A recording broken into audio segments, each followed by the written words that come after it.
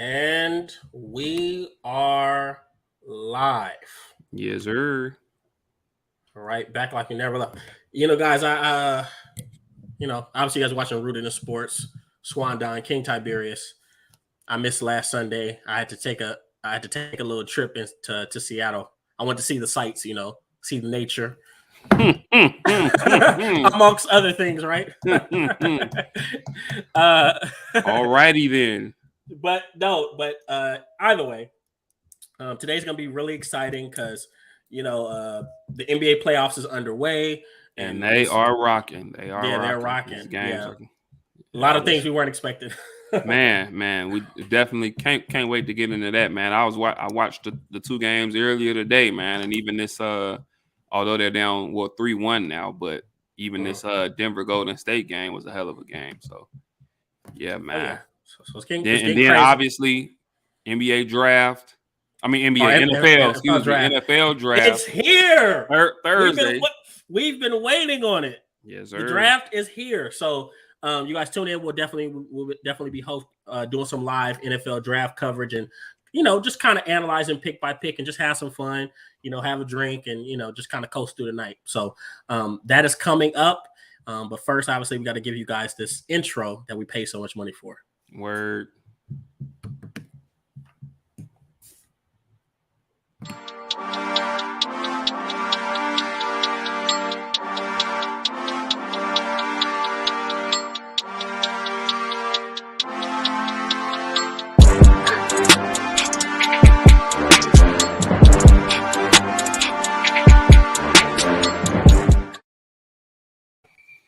And just like that, we are back. Yes, sir. Right? Back for another week. So, you guys, me and Swan Don, we had granted I was away, so we had to tussle over this a little bit. Last week was all NBA, right? Shout out to Isaiah, man. Isaiah Kidd did a great job. Yeah, he comes in every time and he rocks it. But it was all NBA. So this time we'll do a little bit more NFL. But I told him, I said, since it is the NBA playoffs, we'll touch a little bit on that first. I know we had some interesting conversations yesterday on Rooted in Sports Community. So, Mr. Swan Don, I'm gonna go ahead and let you kick it off because I think there are a lot of interesting series we could talk about, right? And I'm sure we'll cover a little bit more next week. But the series to talk about, we're watching one of the teams that was destined for greatness, and they're getting their fucking teeth kicked in right now. Man, that is an understatement. So you tell me what the hell is going on in this Nets Celtics series? Why are the Nets down 3-0? Man, let me say that this is one of the more surprising outcomes that I can remember, in recent memory. And the reason I say that isn't necessarily because, Boston is winning this series. I don't think it would have been a surprise to anyone if Boston, would have, or they're probably going to win the series. No one's ever came back from down 0-3. Right. So I don't think it's a surprise that Boston is going to win the series. I think the surprise is the manner in which they're doing so. The fact that A, they're on the verge of sweeping these Nets, and B, to see the struggles of Kyrie Irving and especially Kevin Durant. We've seen them have bad games. We've seen them, have bad stretches, just like, any of the greats have. But to see how he's struggling mightily in this series is mind-boggling to me. It's really eye-opening, And I'm really, even watching these games, I'm really trying to figure out exactly what it is, Granted, they have some pretty solid bodies to throw at them between Tatum and Jaylen Brown. And they have Marcus Smart, obviously, Defensive Player of the Year, Marcus Smart. Right. Then they'll spot Al Horford maybe a little bit on them. So they have quite a Grant Williams coming off the bench, sticking them a little bit. They have a few guys that they can kind of throw at him, but I don't know, man, just to see the way he's struggling. And then also they're making sure that when he gets the ball and then maybe on the dribble, they're sending 2 and sometimes 3 guys at him, so they're overcrowding him. And he's turning the ball over a lot. He has he has 17 turnovers in these first 3 games. You know, that's almost 6 turnovers a game. You know, KD just isn't being KD. We're not used to this, and it's a shock to me. Like I said, I think that's why this is one of the more surprising outcomes, because not just because Boston is going to win, but just the manner in which they're doing so. Like, they have completely shut what I think was being argued the most prolific offensive duo in NBA history, and they've really kind of shut them down. You know, Kyrie outside of game 1, like, Kyrie's been struggling, you know, and I got to give it to these guys, man. It's a great team effort. Another thing I will say, though, about the Nets, they are not outside of KD and Kyrie, they are not as deep as previously thought, maybe earlier this season or even after the trade deadline when they made the move. They're not as deep of a team as we thought. And well, so I was just going to say, okay, if you were to name, you know, the best players in this series, I think you probably go KD, Kyrie, and even that, some people are going to argue that now with Jason Tatum's play and Jaylen Brown's play. Yeah. But I think coming into this series, you probably would have went, you know, KD and Kyrie. But after that, the next maybe 3 or 4 guys are going to be Celtics, you know. And the Celtics aren't an extremely deep team, but I think looking at these games, it looks like Ime Udoka, coach for the Boston Celtics, coaching his ass off, by the way. Absolutely. First year coach, and he's doing the damn thing. Mm-hmm. It looks like he's been able to come up with his playoff roster, or the guys that he trusts. He has like a consistent 8 guys that he's just going to play, and he's just going to ride them. Whereas it looked like Steve Nash for the Brooklyn Nets, it looked like he's trying to figure some things out. He's still just throwing guys in there. Yesterday, we seen Blake Griffin, who, if I'm not mistaken, hadn't even played the first 2 games. Mm-hmm. LaMarcus Aldridge has been sitting on their bench all series. Mm-hmm. And then before I let you chime in, and then here we are today. KD might be meeting Father Time. I don't know. Or is he meeting the number 1 perimeter defense in the NBA? Yeah, that's two things may be true. I don't know. Right. But before I toss it back to you, bro. I was saying Steve Nash, he needs to kind of figure out a rotation. And then it comes out today, you know, Ben Simmons, who they were fully expecting to play in game 4. Now it comes out today. Now it comes out today that he came in today, and after the shoot around yesterday, apparently he has more back soreness, so now he's not even going to play. And so now it really makes you look at that trade mid-season, and even though James Harden is having his struggles, it really makes you look at that trade and say to yourself, did they win? Did they really win that trade? You know, because at least James Harden's on the court. You know, they're not really getting anything. Andre Drummond, who they got at that trade, they really can't play him substantial minutes in this series. And then Seth Curry, he really hasn't been that dead-eye shooter that they've needed him to be thus far in this series. So, it's crazy, man. And something else I pinpoint, I think something that's hurting them. One, they clearly have no kind of chemistry on offense. I think it's just like the KD and Kyrie show, not falling off a cliff, but he's definitely showing signs. Okay, yeah, I agree. But it's definitely the KD and Kyrie show.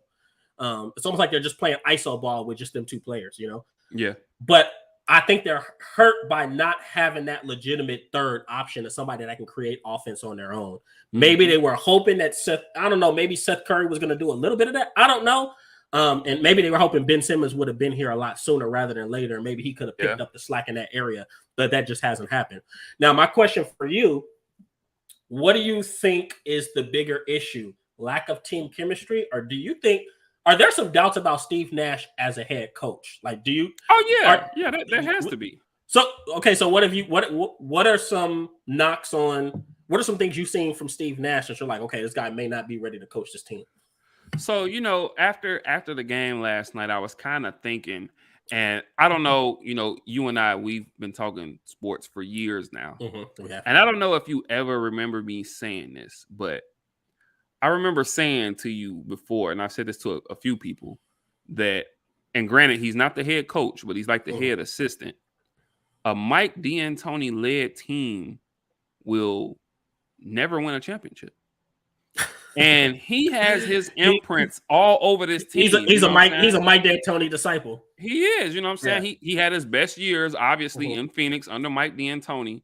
And that, 8 seconds or less getting a shot up, or whatever, but he kind of coaches in the same manner that Mike D'Antoni does, because that was one of his better influences. And one of the knocks on Mike D'Antoni and now on Steve Nash is that there's no real defense being preached.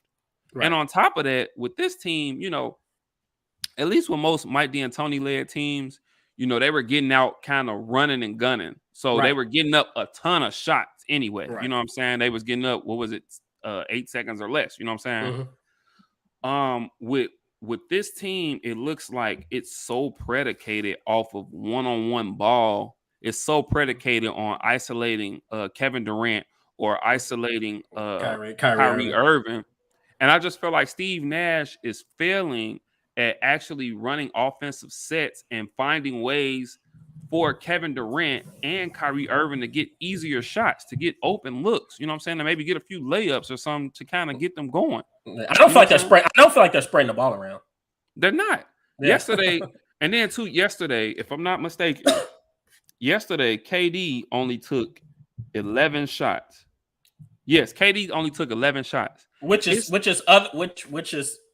that's not him. It's not. And he was 6 for 11, so he didn't shoot bad. He shot over 50% yesterday. Right. But he only took 11 shots. He only ended up with 16 points. There's no way in the world, and granted, Bruce Brown had a really good game. You know what I'm saying? He ended up with 26 to lead them in scoring. But there's no way in the world Bruce Brown should have the most shot attempts on your team. He took 19 shots, and Kevin Durant only gets 11.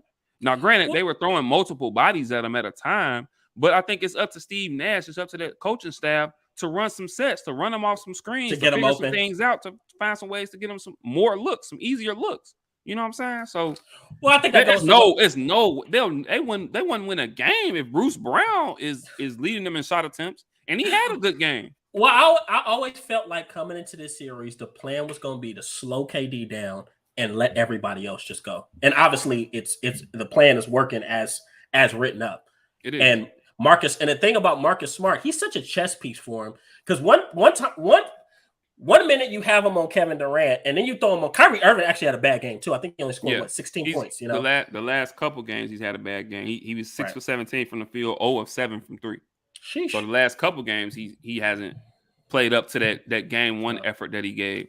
And now just look at the way the NBA is, and look how quickly the tide can turn. Because you can argue that Brooklyn should have won game 1 and game 2. True. Definitely game 1. You can argue they should have won game 1 and game 2. You could have argued that they could very well be up 2-0 in this series. But now, because of, especially in game 1, you know what I'm saying, your defense fails you. Game 2 as well, your defense fails you. And now you get to game 3, and all of a sudden you're down 3-0 in a series that you could very well be up 2-1. So there's no excuse for this other than not to lay up lines via backdoor cuts and backdoor fade, screen to the corner.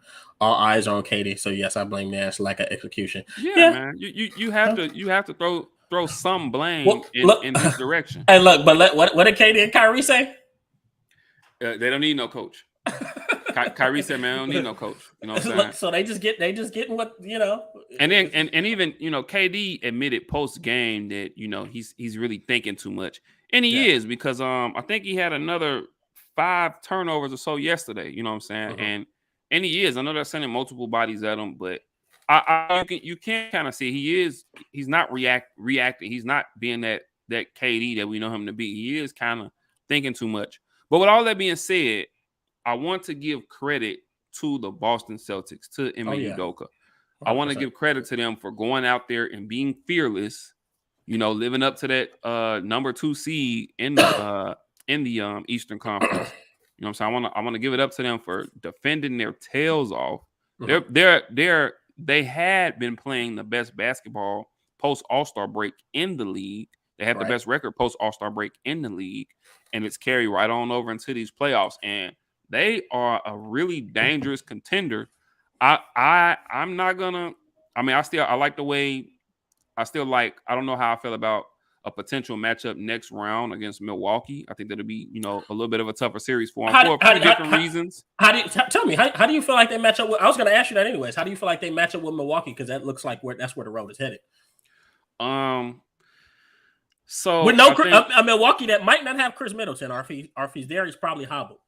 Yeah. I think Milwaukee and Giannis presents a slightly different challenge to them because I think that, and as they're showing against my Bulls, unfortunately, but as they're showing, they're a little deeper when it comes to their role players, and they have a few more reliable guys. You know what I'm saying? Mm-hmm. Even looking at, it's rare we are finally seeing good defense beat good offense. Yeah, true enough. True. And that's definitely the case. Even looking at today, I had made a little Facebook post today looking at the game between Milwaukee and Chicago today. And they're pulling guys out of nowhere. I said something to the fact of Grayson Allen hasn't missed a shot since Milwaukee got to Chicago in these past 2 games. And seriously, I think he had another 27 today. He had 20-something yesterday. Mm-hmm. You know what I'm saying? And he's just standing right around. And teams are doubling on Giannis, and he's just finding an open man. And they got guys like Grayson Allen, like Pat Connaughton, Bobby Portis, Brook Lopez, even Jrue Holiday. Those guys can knock down threes. And Pat Connaughton is back, if I'm not mistaken. He was hurt? Yeah. He was out for a while. Yeah, so he came back. He was. He's back. Yeah. And yeah, all of those guys, they're stretching the floor for him because they're knocking down open shots. You know what I'm saying? And Giannis is still dominant. You know what I'm saying? And I think he's a little bit of a different monster than KD because he's because of his build and his size. It's when he decides to put his head down, it's hard to keep him from the rim. Yeah, it's hard to keep him. One of the Bulls' problem is they can't keep him off the offensive glass because they really just have no one that can stick with him. Now, what Boston has in their favor is that Robert Williams came back yesterday, but he's a little hobbled. He's coming off an injury, so it's like, ugh. He is, but I think with every game, I mean, he can slowly get better and better. It looks like they may possibly sweep the Nets. I can't even believe I'm saying that, but it looks like they may possibly sweep the Nets. And I think he can be a good rim protector and maybe help against Milwaukee, against Giannis. So let me ask you this. Even though the Nets are the lower seed, because the Celtics are the number 2 seed, mm-hmm. and the Celtics were the 7 seed, right? Mm-hmm. Could this be considered one of the biggest upsets? And because I think there are some people that they were talking up KD and Kyrie as obviously the most skilled duo, mm-hmm. one of the most skilled duos to ever do it. There are some people that kind of had the Nets a little favored in that series. Right. Do you think this could be considered a serious upset? Probably one of the biggest upsets in the last few years. I'm gonna say no, just for the simple fact that anyone who's watched this Boston Celtics team could see that, what I'm saying, they've been balling, and they were the number 2 seed for a reason. I think the surprise comes in the manner that they're doing so. Not that Boston is winning a series, but in the manner that they're doing it. Mm-hmm. We have never, I can't recall a time where, and once again, every superstar has had their struggles. KD has had his struggles in stretches, but I don't think KD-led team. Yeah. But I don't think I can't remember when we've seen a team make KD look like this. Like he looks almost like just another guy out there. You know what I'm saying? He doesn't look like that all-time scorer that he's universally known to be. He just looks like another guy out there. And then he looks flustered. Like I don't think I've ever seen KD look flustered, but there's times where he kind of looks like a deer in headlights. And I've never seen it. That's what's so surprising for me. Like, and I mean, granted, I'm a KD fan. You know what I'm saying? Mm-hmm. I love his game on the court. I love the fact that at the end of the day, he just wants the ball. I love the fact that he can score. Well, he could on a normal basis. He could score whenever he wanted, however we wanted, at will. He's a 3-level scorer from the post, mid range, from 3. Awesome handle, 7-footer. You know what I'm saying? We know all the schematics about him, but to see the way Boston has made him look in this series is just, it's mind blowing, bro. Well, I think an argument could be made, and I know this is something I've always been critical of Kyrie Irving. Kyrie Irving can't lead. He's a great player, skilled, but he can't lead ants to a picnic. No. I don't. As a leader, no. No, not at all. And then now, you have people that were always critical of Kevin Durant's leadership abilities as well. Because, I mean, it's not like he didn't go to an already established Golden State team that had guys like Stephen Curry and Draymond Green, who's a really good on the court presence as a leader. Mm-hmm. So I think you have two guys who are immensely talented, but you don't have that dog in the pack that, like, let's do this shit. Let's figure it out.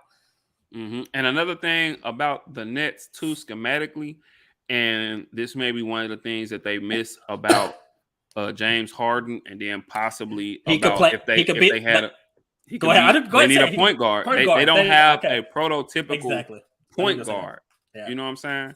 And even Ben Simmons, you know what I'm saying? If they could have him back for a little while, and he can defend and be a point guard, because people forget people talk about the struggles that he had, in the playoffs. If that's one thing that boy can do, he can pass. Yes, sir. Last year he was toward the league leaders in assists per game. You know what I'm saying? Like, he can pass the ball. You know what I'm saying? He can be a point guard for your team. And on that team, I think he will be able to do that well, because he won't necessarily be dependent upon to score. He could just be that facilitator for them and come back on the other end and be an all-NBA defender. And they would space the floor for him to get to the bucket if he wanted to go to the glass. Absolutely. So, I mean, they don't necessarily have a prototypical point guard, someone down the stretch who can get them into sets, or someone who can facilitate or maybe kind of create on their own or create a good look for those guys. So, I don't know, man. I'm just in shock, man. I can't believe that you're really perplexed. I am, man. And even part of me is still, the crazy part is that part of me is still like, they can do it. They can do it. Like, those two dudes are so dangerous that part of me is still like, nobody's ever came back from down 3-0. But if any team if any two guys could, it's those two. You know, can two great players overcome a great team? I don't know about that. I like them. It's crazy though, because the NBA, unlike football, kind of so to speak, the NBA is one sport where one person can change a franchise, and one person can kind of lead a team to heights unseen. You know. Well, with that being said, I'm gonna hold out hope in the sense that I don't think they will sweep the Nets. I would like to think they would get a game. You want some parity? Man, I would like to think the Nets would get a game, but I think I'm going to have to go with Boston in this series, and it's crazy. But, I mean, once again, nobody has ever came back from down 3-0, so. And I'll say this. We're talking about one player changing a franchise or changing a team. Hey, man, shout out for Jason Tatum. The training wheels are off. Yeah, man.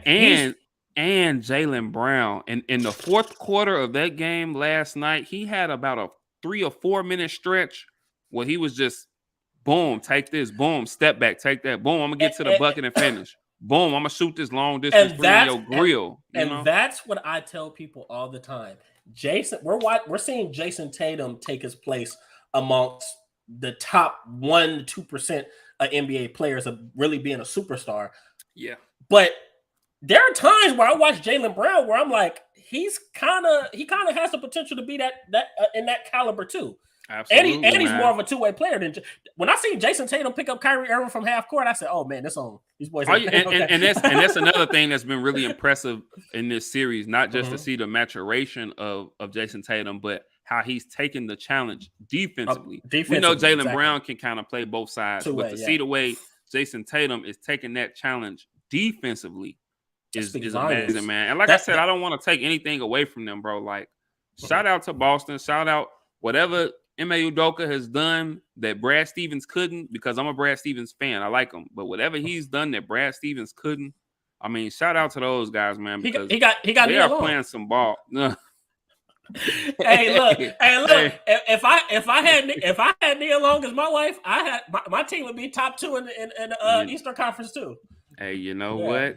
I can't argue with that, my brother. I don't know if we'll be top 2 because I might be a little busy, but I can't argue with that. Oh my goodness! Shout out to Bay. I am a married man. I'm about to say, I don't know if she's on right now, but don't get yourself in trouble now. you know. But yeah, so lots of good stuff coming in the NBA playoffs. How far do you think just to wrap it up? How far do you think the Celtics can take it? If they beat, how about this? Man. How about this? If they make it past Milwaukee, would you guarantee that they're going to make it to the finals? I don't know, because I mean, if they make it past Milwaukee, I think they'd be looking at a potential matchup. I think they'd be playing Miami, because it's looking like Miami will probably play Philly. And call me crazy, I'm going with Miami in that series. Right. And so that would bring up a matchup once again between Milwaukee and Miami. And we know the history that they have in the playoffs. I think in the last 2 seasons, they've knocked each other out. I think 2 seasons ago, Miami knocked Milwaukee out in the bubble. And then last year, I think Milwaukee, if I'm not mistaken, Milwaukee eliminated Miami last year. Yeah. So in the first round. So we know the playoff history that they have. There's a lot of guys that can Miami has a lot of guys that they can kind of switch around or whatever. And you talk about deep, Miami might be the deepest team in the NBA. And that includes, and I'm talking about 1 through 10, which they tend to play about 9 or 10 guys into their bench. But this is my only thing about Miami. I love them as a team. I love the grit, but I feel like when the chips are on the table, they don't have that one guy from a scoring standpoint that's really going to take them over the top. And is going to put and I like Jimmy Butler, but Jimmy Butler is so, like he had a game, I want to say a few days ago, where he scored 40 points. But let's be honest, Jimmy Butler's not going to score 40. That's like a I ain't going to say once in a lifetime, but you're not going to get that every game out of Jimmy Butler. You might get anywhere between 17 to 25, something like that. Yeah, and he's going to play both sides of the floor, you know? But see, that's the thing about Miami. You'll get, this 17 to 25 from him. Tyler Hero averaged 20 off the bench this season. You know what I'm saying? Kyle Lowry, who I've never been a huge fan of. Kyle Lowry might mess around and get you 20. Or Bam Adebayo might mess around and get you 20. We seen game 1 against Atlanta. Duncan Robinson couldn't miss. He could mess around and get you 20 shooting threes. They got Max Strus who can shoot it. They got Vincent who can shoot it. Like, they got some guys. Victor Oladipo hasn't even seen the court yet. I mean, is he supposed to come back? I'm not sure. I'm not sure what the latest is on him, but I mean, they're a really, really, really deep team, bro. So I think a potential matchup with them and Boston, or them in Milwaukee, it'll be tough. good basketball, 6-7 game series. Well, I tell you one thing, there are a lot of people that believe, when we're talking about Milwaukee and Boston, a lot of people feel like Milwaukee ducked playing. They didn't want to play the next first round. And the Celtics were like, we don't care who we play. They were really going for that second seed. So, I don't know, man. And I feel like they're up to the challenge. And you look at Milwaukee, I mean, it took them 7 games last year, and KD still almost beat them. You know what I'm saying? Like, they were a pinky toe away, a big toe away from getting sent home. And he didn't have Kyrie. He had Kyrie. No, and he had a banged up. He had a banged up. James Harden couldn't have even been 50% out there. You know what I'm saying? Like, James Harden was really null and void out there, and he almost beat him himself. So right. And I think that's part of the thing. Like, you remember seeing that KD, and then you look now, and it's like, God, dog, like, they are really. Like, he's really flustered. Like, who is this guy that we're watching? Well, I think it just says a lot about what Boston is doing defensively. Yeah. And how they have so many. That was one thing I noticed. They have so many people to throw at both of those players. Mainly KD. They had guys with length. Marcus Smart, 6'9" wingspan. We know Jason Tatum and Jaylen Brown are both 6'7", 6'8" plus guys size wise. So yeah, just an interesting matchup. And I think that's why we're seeing KD play this way. We'll see if Steve Nash can make some adjustments and maybe they can pull it down. Boston's really believing in themselves. They truly believe that they're the best team on the floor. Every night they step on the floor, they're playing together on offense and on defense. Nobody's being selfish. I mean, sky's the limit for them, man. Don't be surprised if you see them, in the finals. Don't be surprised. Right. Some people are saying Celtics Warriors. We'll hold on to that one, right? Right. So yeah, that is NBA. Right, we had to touch a little bit. I had to give you guys a little taste, but we had to hit on that series, man. We had to. It's just too interesting not to. But of course, we're gonna jump into some NFL because the draft Yeah, I get excited. People like, Ken, why you like the draft so much? I'm like, dude, I don't know what it is. I go nuts during the draft. But we're gonna be wrapping up our Rooted in Football. I know last week we didn't talk much football, so this week we're gonna cover AFC and NFC. But first, we got to cover another topic that's been kind of rummaging the NFL news lines, and that is this current wide receiver market. Right. So let me I'm gonna jump in on this, right? Go ahead. I think that, and I think I mentioned this the other day. I think that when you see the money that Christian Kirk just got from Jacksonville, and I believe that was 4 years, $72 million. It's up to 80, it's 84 million in incentives. So I think 84 million in incentives, but I think it's based at about 18 mil a year. 18 million a year. Yeah. So I think there are guys that are looking at that, namely the two most recent guys in Deebo Samuels, AJ Brown. They're looking at that and they're like, well, hold on. If this kid is getting that, and to me, I don't think he still hasn't had a breakout season. Like, don't get me wrong, he's shown that he has some talent and some skill. But I still don't think he's had that breakout season. I think they might have reached a little bit with that, you know. But when you see, you know, I'm sure AJ Brown and Deebo Samuel, they look at that and they're like, well, hold on. If he's getting that, you know what I'm saying? And especially in Deebo Samuel's situation, he's nowhere. He's thinking that, you know, Christian Kirk is nowhere near the football player that I am. He can't be used in nowhere near as many ways as I can. I mean, it's time for y'all to ante up. And if I'm not mistaken, correct me if I'm wrong. I know AJ Brown is. I believe both guys are still on rookie deals, correct? They're still on rookie deals. Yeah, they're if I'm not mistaken, they were both 2019 guys. They were both drafted in 2019, same draft class. So they're both still on rookie deals, and then if I'm not mistaken, Deebo Samuel is like 26 now. Yeah. So this is time to get his big contract, his big payday, and quiet is kept. This is something I want people to consider because we keep looking at Deebo Samuel. He's injury prone. This is the most games he's played. He played 15. He played 15 or 16 out of 17 qualified games. So this isn't a guy that's like, you know, gonna be just playing full seasons. He wants his payday. That's a very, very, very valid point, especially when you consider the way that San Francisco uses him and the fact that not only is he a wide receiver, but he gets a lot of touches out of the backfield. Right. He's running the ball too. So, like you said, injury prone, and he's taking. He probably takes more hits than your average wide receiver. Right, you know? Because how they use them. And now here's another thing. You know, Deebo Samuel has made it apparent that wherever he goes, he wants to get used as a wide receiver only. So this is a guy that's looking at, he's looking up. I guess last year was cute. He was the first team All-Pro. I think he rushed for over 500 yards, had 6 or 7 touchdowns, right? So it's pretty productive on the ground. But he's trying to prolong his career and really obviously solidify his future as probably one of the better wide receivers in the National Football League. So do you can you see him being as successful as just purely a wide receiver? Like I think, and don't get me wrong, like I like Deebo Samuel, but I think that he has to be careful what he wished for because I don't want him to underestimate the genius in Kyle Shanahan. And the way that he's being used with that team. So do you think he can be, you know, as effective as purely a wide receiver? Do you think he can be a top 5 wide receiver, which he probably was this year? Do you think he can continue to be that as just purely a pass catcher?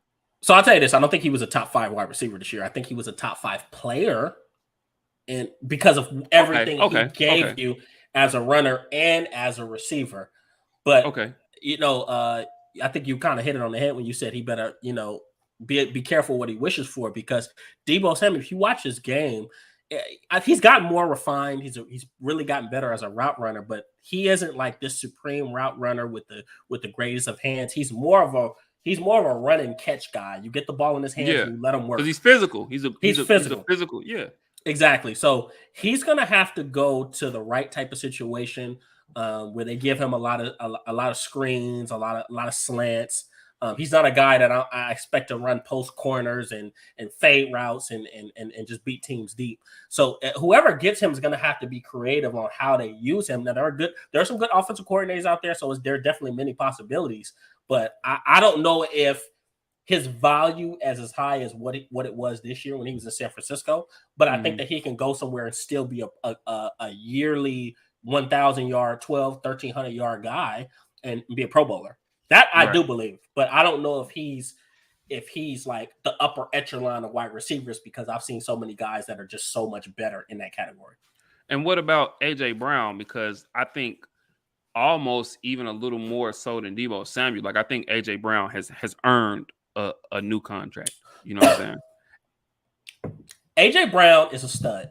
He is. AJ Brown's an absolute stud. He's probably been I've been an AJ Brown fan since he was at Ole Miss. And I remember, I was arguing with one of my good friends. Am I wrong? Was it Metcalf? Was it Metcalf? Okay, so DK Metcalf, right? So here's something a lot of people don't know. AJ Brown, just to tell you how good AJ Brown is, DK Metcalf played under him at Ole Miss. And as a matter of fact, DK Metcalf wasn't the number 2. He was the number 3 at Ole Miss. Mm-hmm. Right. So AJ Brown was the head honcho at Ole Miss during that time frame. So he was a guy that always had a high floor. But for me, what surprised me is when he came to the league, you saw like, damn, not only does he have a high floor, he has a high ceiling. So AJ Brown is a guy who I believe can be a top 5 wide receiver. And I was looking at different destinations he could go to if the contract talks kind of subside. I would love. Give me some. Oh, Green Bay. Oh, come on, man. That'd be unfair. Just be unfair. Yeah. Green Bay. Obviously, I think he'd be granted, I'm not saying he's Davante Adams, but I think he'd be a hell of a consolation, or a hell of a replacement for Davante Adams, and he's younger. And I think both guys, though. I think if DK Metcalf went there, I think DK Metcalf. I think AJ Brown would be a better fit, but I think DK Metcalf could be successful there as well. Oh, he could. But AJ Brown's a lot more refined. Route runner can do everything. I agree. Yeah, and he's obviously very, very tough after the catch. I look at Philly. Even me as a Cowboys fan, Philly. You put him AJ Brown opposite Devontae Smith. They can do some work. And I looked at Baltimore. Obviously Baltimore's been needing that guy that can kind of be that hellraiser at wide receiver for him. So those are some good fits for him. But here's the issue I think would happen with them. First, we're talking about these guys. The beginning was Tyreek Hill. Yeah. So Tyreek Hill was the beginning. That's what kind of kicked everything off. So obviously Christian Kirk gets this big contract, which I think they paid Christian Kirk based off of potential because he has improved every single year. And anybody that's now there's a lot of pressure though because he's got to be the man there in Jacksonville. True. And they got some guys, and ironically, we're gonna get to them a little later. Ain't gonna get too deep in it because we're gonna get to them a little later. But they got a few pretty nice receivers there. Yeah, but they do. He's gonna be looked at to be the guy. Like Trevor Lawrence, he's gonna really have to help Trevor Lawrence out there. True. He is, which I think this was more of I think this had Doug Peterson written all over it. I think you might see him use Christian Kirk in the mode of how he used Nelson Aguilar. And I think Christian Kirk is worlds better than Nelson Aguilar was when he played for Philly. So, excuse me, guys, I was dealing with allergies this week. But either way, when kind of looking at Tyreek Hill, let's be honest, did anybody guess or think that Tyreek Hill was going to leave Kansas City? I know I didn't. It was just that one day he was in Kansas City. It really came out of nowhere for me. We didn't find out until the morning of. Yeah, seriously. Morning of, right? Which is good for the franchise. Because that means that it's been something ongoing for a while. Yeah. Now, Tyreek Hill gets traded. He was supposed to go to the Jets. The Dolphins pounce the Jets. I want to say they give an extra draft pick, and then they're able to acquire him and pay him money. So Tyreek Hill, his contract is he got 4 years, I think 120 million, 23 million per year. So about 72 mil guaranteed, something like that. 72 mil guaranteed. So the issue with these contracts was, and maybe not Tyreek Hill, but AJ Brown and Deebo Samuel, they were negotiating and their contracts in the Christian Kirk range, 18 million per year. So once he got that contract, that threw everything off because they're like, "Whoa, let's go ahead and bring all this to a halt." Now that he's getting 18 million per year, we're 20 plus per year guys. Yeah, and rightfully so. Rightfully so. Because like I said, I still don't think Christian Kirk has had like you said, they really paid him off of potential because he has shown improvement, but he still hasn't had that breakout season. You know what I'm saying? At least Deebo Samuel could say, hey, you know what I'm saying? I had a breakout season last year. I made play after play after play for you guys last year.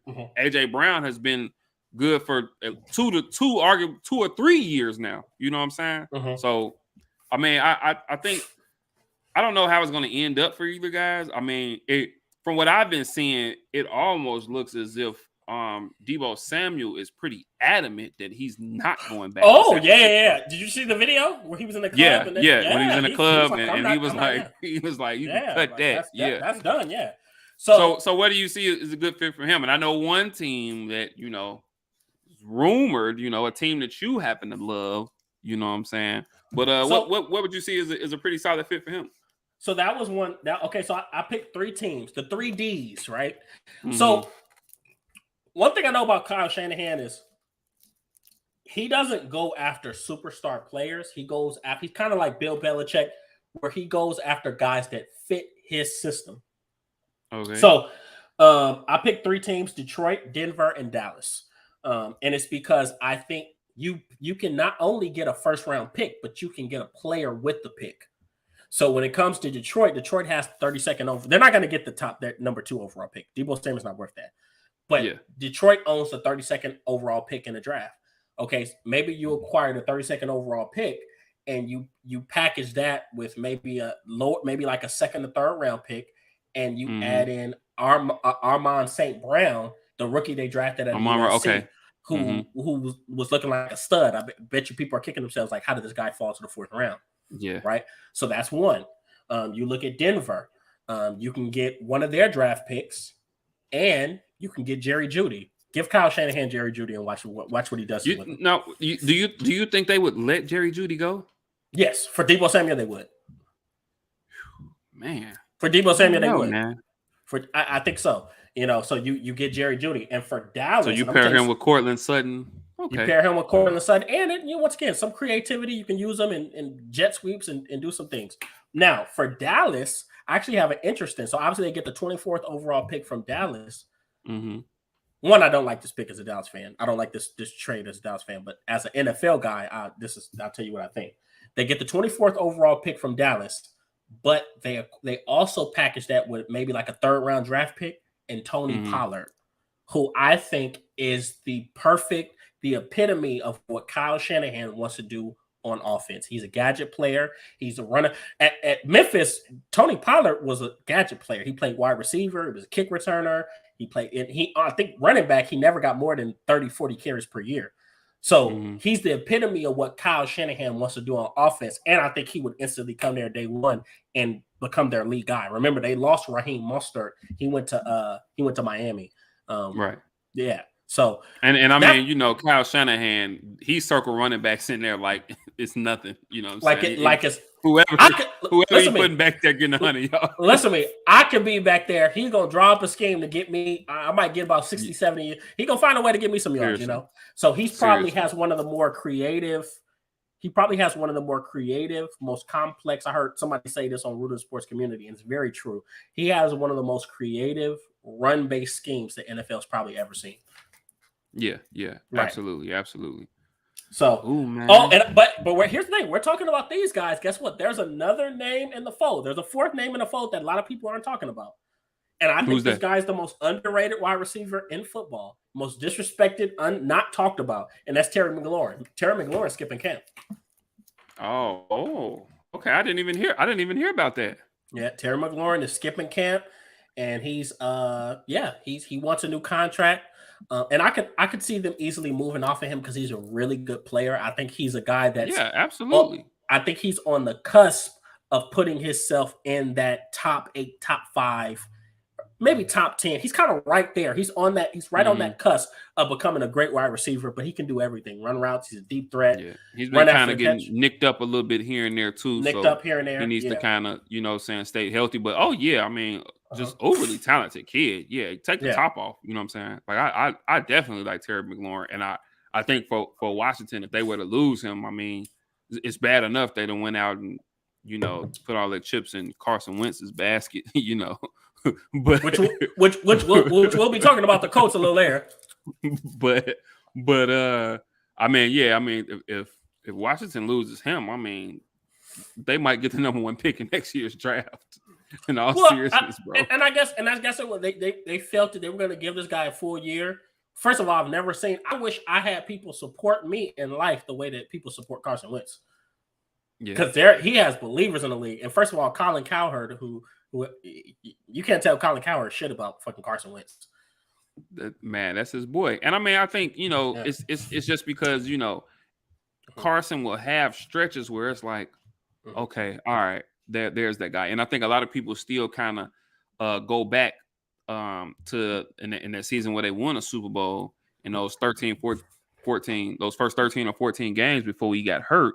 He probably was going to win MVP. So I think people still kind of harp back on that, and they see that guy, and then in stretches he'll show like, okay, maybe he can still be that guy. And then he goes out there and throws up a stinker like he did in week 18 last year, when they got a chance to get to the playoffs, and he throws up a stinker against the Jacksonville Jaguars. You know what I'm saying? So yeah. So like I said, obviously, that's going to be interesting to see with McLaurin. Yeah, it's going to be interesting to see. So, so just for everybody that's wondering, that is the current case of the wide receiver market. A lot of interesting. It's a lot of moving parts. We don't know what's going to happen right now. AJ Brown hasn't said that he wants to trade. He's kind of playing ball with the Tennessee Titans. I think it's in their best interest to do everything they can to keep him, because he is a guy that's young and he's right. Oh, yeah. He's really right there. He's a top 10 wide receiver for me. I was just going to say, I'm even willing to say of the 3 guys that we mentioned, between AJ, Debo, and McLaurin. He's the better of the 3. He's the best of the 3. Better of the 3. Yeah, he's the best of the 3. Yeah. Definitely. So, so a lot of interesting things going on there. We have a guy on Rooted Sports Community named Kevin, good friend of mine, known him for years, and we argue about markets. One thing when it comes to these markets in the National Football League, shout out to Kevin, man. I think me and him was kind of going back and forth yesterday. Yeah. They was going at it, man. Yeah, shout out to Kevin, man. Good dude. Yeah, but markets are always going up in the National Football League, right? We see the quarterback market is going freaking bananas, right? It's at 50 million now, right? So wait till Lamar Jackson gets his contract. I guarantee it'll be 50 mil plus. And then Kyler Murray, he gonna blow that thing out the map. Oh yeah, he is. And then watch this. And then we still got Kyler Murray, why I don't know, who feels like he deserves a contract, but they're gonna pay him. If he does, I don't know if he's worth that 50 million mark. He'll get about 45. Yeah, I would comfortably pay him 42 to 45. I would. Well, I wouldn't, but he's gonna get that.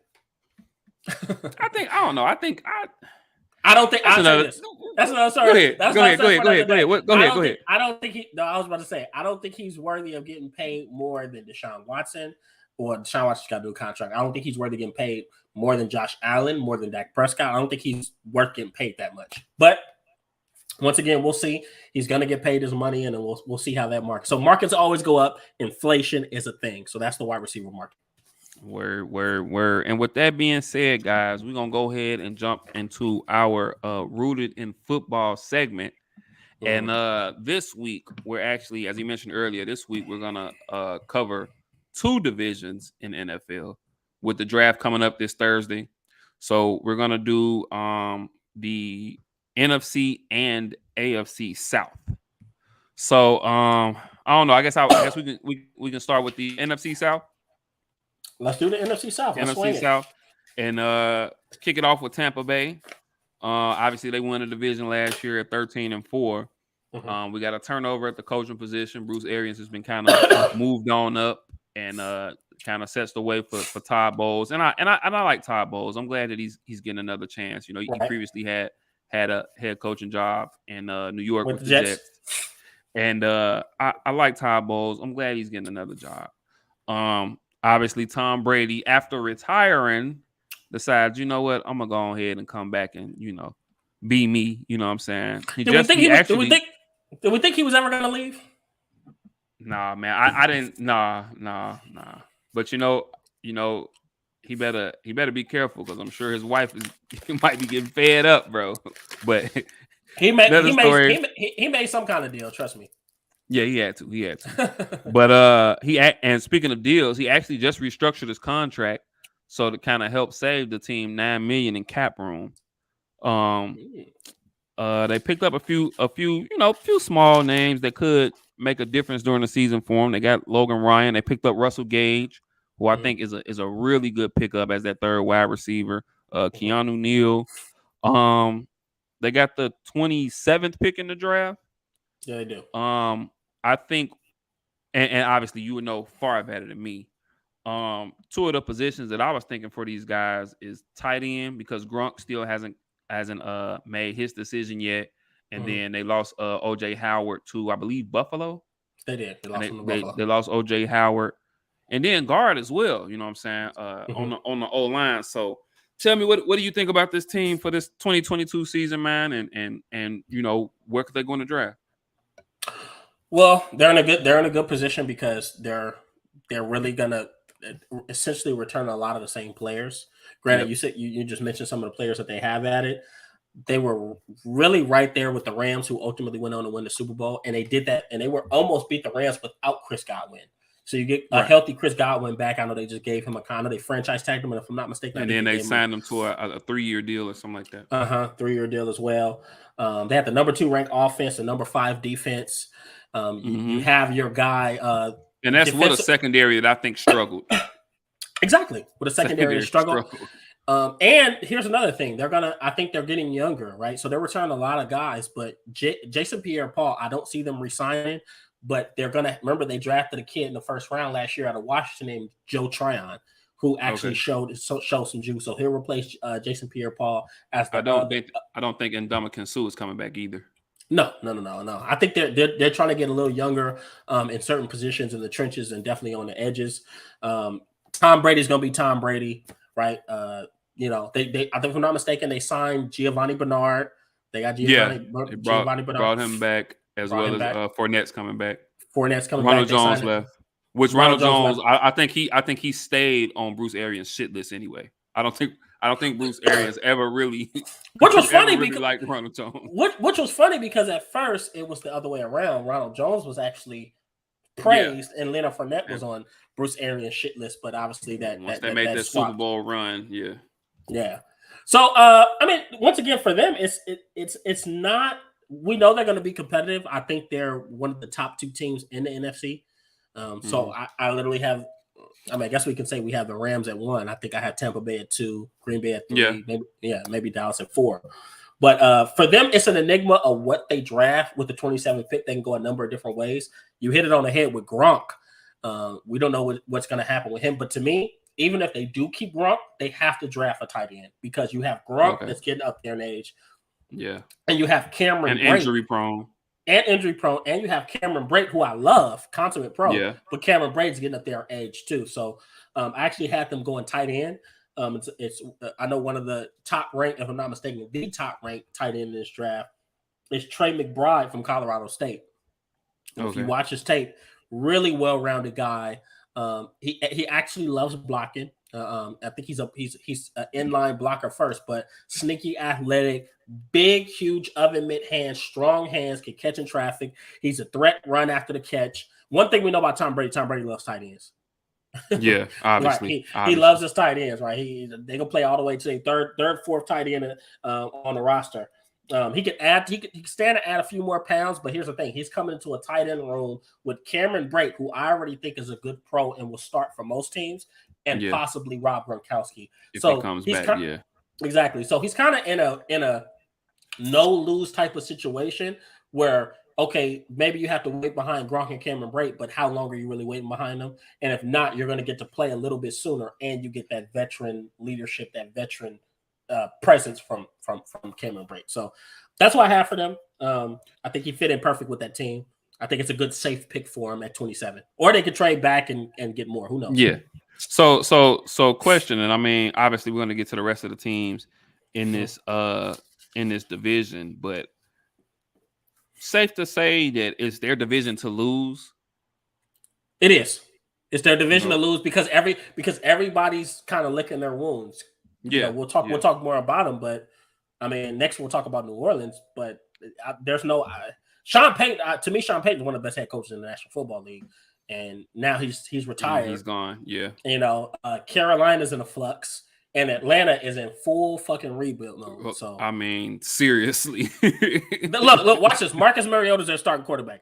Rebuild. Yeah, that says enough.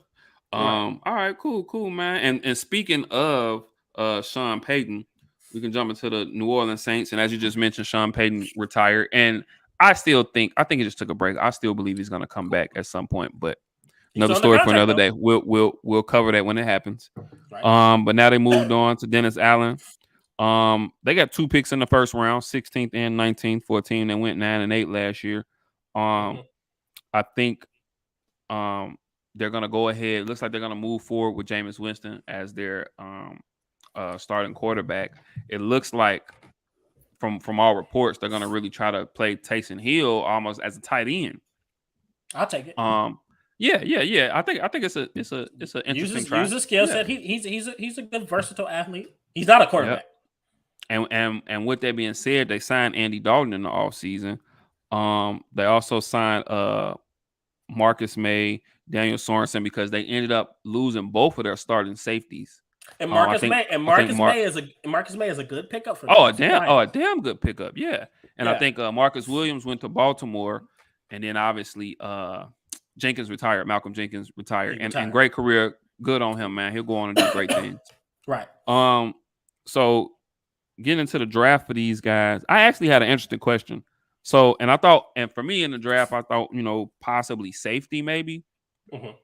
But I had an interesting question, and then you can just take that and go into your take on these New Orleans Saints. But I had an interesting question. So, as I said, they're 16th and 19th.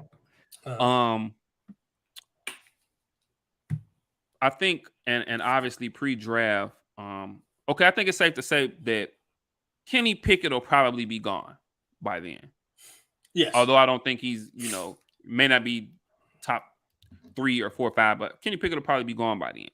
Mm-hmm. Can you see, and I know his draft stock seems to be rising, but hypothetically, if Malik Willis failed to them, can you see them taking a chance on him? I could see Malik Willis, but right now, I mean, let's be honest. A lot of teams are falling in love with Malik Willis, the kid. They're falling in love with who he is as a person, and it's gonna get him overdrafted. So I don't think he makes it out of the top 15. Yeah, I don't see it. So do you overdrafted as in you don't think? Are you saying that because you don't think his skill level is of top 15 level? Like you don't think that highly of him as a quarterback, or what do you mean by it's going to get him? Well, here's the thing. I think the potential is off the charts, and I've said that I think he's like a rare hybrid between. Sometimes I've watched his highlights and I've seen a rare hybrid of Russell Wilson and Deshaun Watson. With some of his skills, some of the things he can do. Those with two great names. It's 2 great names. He can take contact, break tackles, slip his way out of sacks, and still keep his eyes downfield. To me, that's a very rare trait. But when you watch him at his level, he didn't just outright dominate. And you saw. And once again, he went to Liberty. He went to Liberty.